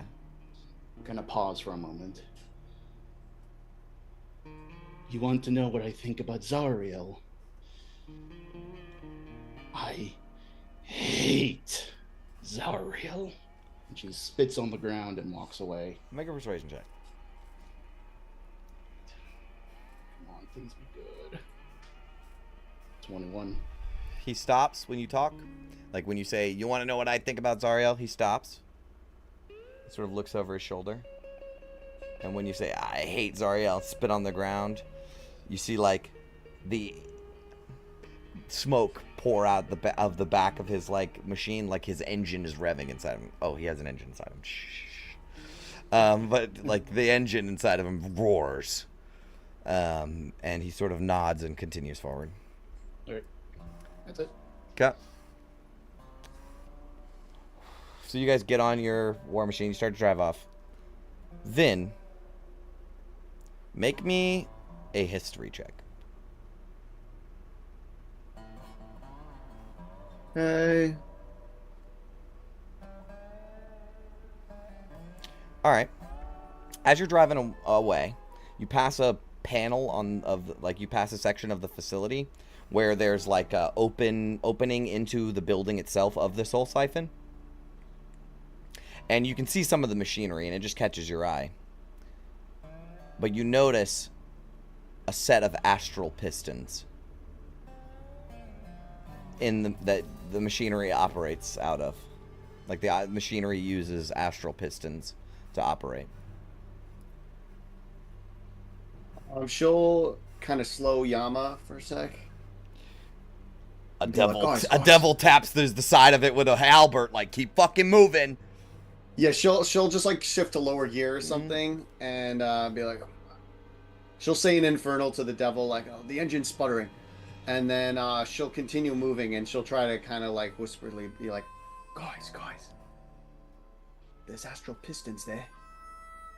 I think, at least from what I know of them, that's got to be them. And she'll kind of like point towards the open panel. Yeah. It's like so you can like see through a crack, like a window inside the facility, and yeah, there's like a wall of them. A wall of them. Yeah. Wow. All right, we'll file that away for later, and let's keep on moving. Yep. We are in no shape to do anything about that. Yeah.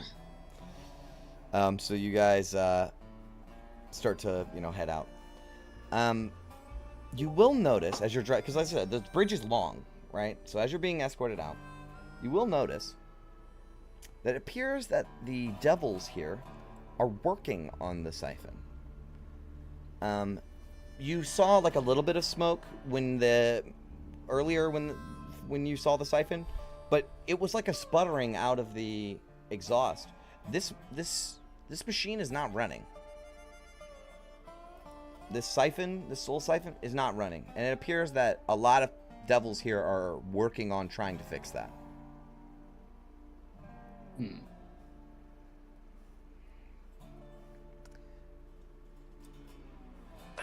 Interesting.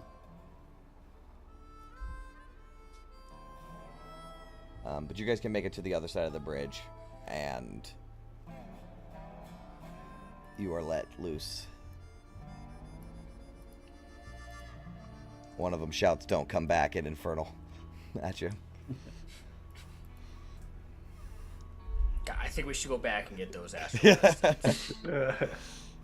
I mean, Shipbreath or whatever his name was, clearly no ally of Zariel's. You don't think that we could at least... Who knows the next time? What if we get to the Diviner and she says, yes, this dead of astral pistons you seek is at the abandoned soul siphon. Either we can somehow convince Bitter Breath that they would work against Zariel on our hands, or we stage some kind of crazy heist. I mean, maybe when that swarm attacks, we could take advantage, but both seem far-fetched. I mean, we have to do something. We just get out of here, rest up, heal from that, and let's not talk about stealing from them inside of their facility. Alright. I mean, you guys can, since you get 2 hexes, that was the first hex. Technically, the bridge is still, like, it only takes not even a whole hex to cross it, even though it looks gigantic in this. So by the time you get, it only takes like less than an hour to cross, and then you're on the other side. So, now what? The bog is disward. Well, we're going to the bone brambles. Or bone... Oh, we're going to the bone brambles or bog? The diviners in the bone brambles. The bog is where Red Roof is. Oh, my mistake. I thought they're in the bog. Yeah. Osira, that's her name, right? Are we taking a short rest, by the way, on, You on can. account of half of us being half dead? You can. Can we do that, like, while we're on the war machine, or is it so we gotta stop? You can do it on the war machine, sure. Yeah, we get about halfway across the bridge. Like, can we wait like an hour and just like... They're like, get my men! Yeah, alright. So you guys make it, to the other side of it. And now, here's the thing. You're no longer following the sticks, right? Like, you are driving straight into the wastes. So you've been lucky enough to follow the sticks this whole time, but now it's just straight up into the wastes.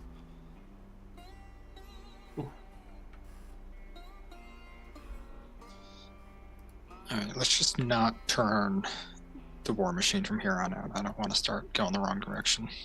I think we just lock the steering wheel. We did that last time, right? Steering wheel lock.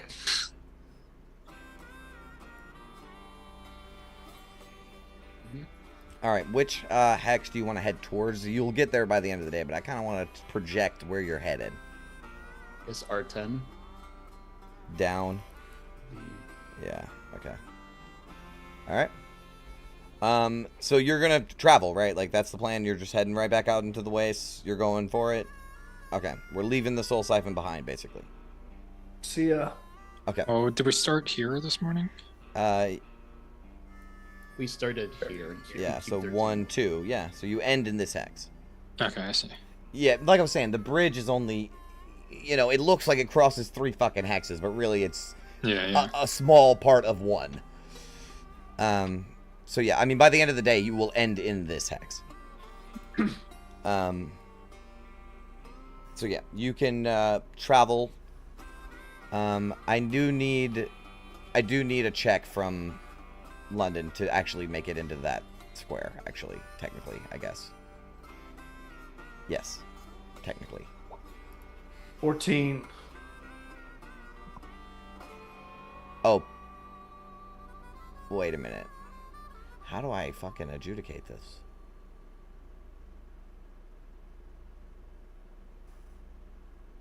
Oh, because you could end up somewhere else. Oh yeah, we could end up going into this hex or this one instead. No, yeah, it would be... No, it would be from where you were. Yeah. But since the river's there, there's only really north or south of it, really. Right? No, it's from this hex. So really the only option is north. That's stupid. I don't like it. I don't think that this is necessary for this one, just because I actually have to take account the river. Yeah, it's a special case. It's This is a very niche case. Yeah, well, the bridge is only a part of it. You still drive out into the waste, but it pointed you in the right direction. You know, you see what I'm saying? Yeah. So you already know that if you just keep traveling straight this way, you'll end in the middle of this hex. Okay, all right. I just had to adjudicate it to myself. Okay. The day goes by without any other problems. There was no random encounter today, so. It's getting afternoon. You're going to need to find a place to rest. Good. The bridge is long gone. Way far out of sight at this point. Right. So yeah, I guess we'll just look for a place to Survival, set up camp. Please. All London. Much better. 24. Awesome. Roll a d12. So that should be 12. Another 8. Weird.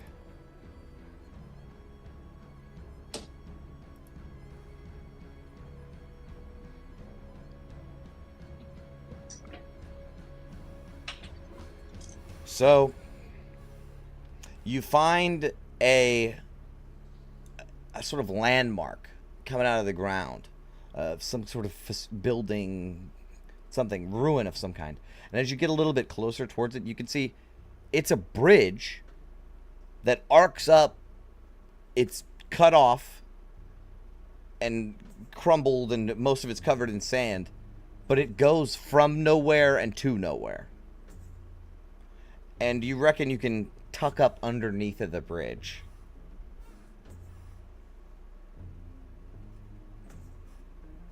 I mean, I'm not sure about its engineering feats, but it'll serve our purposes for putting a shelter over our heads.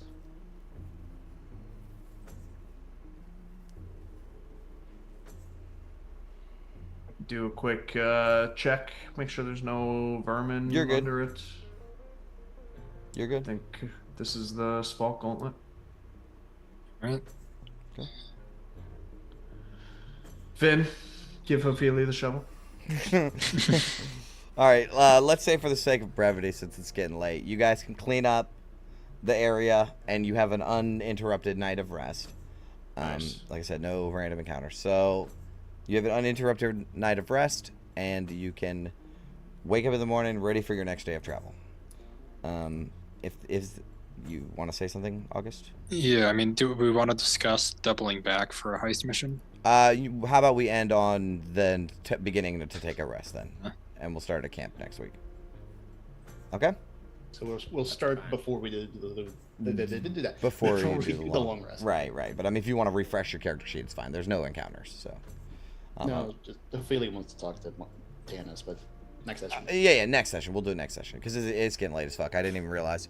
All right, well, thank you guys for playing, and thank you guys for watching. We will see you all on the next dive into the descent. Stay sharp. Farewell, adventurers. Farewell, adventurers. Wow, that was on time. Everyone said it exactly at the same time. Good job.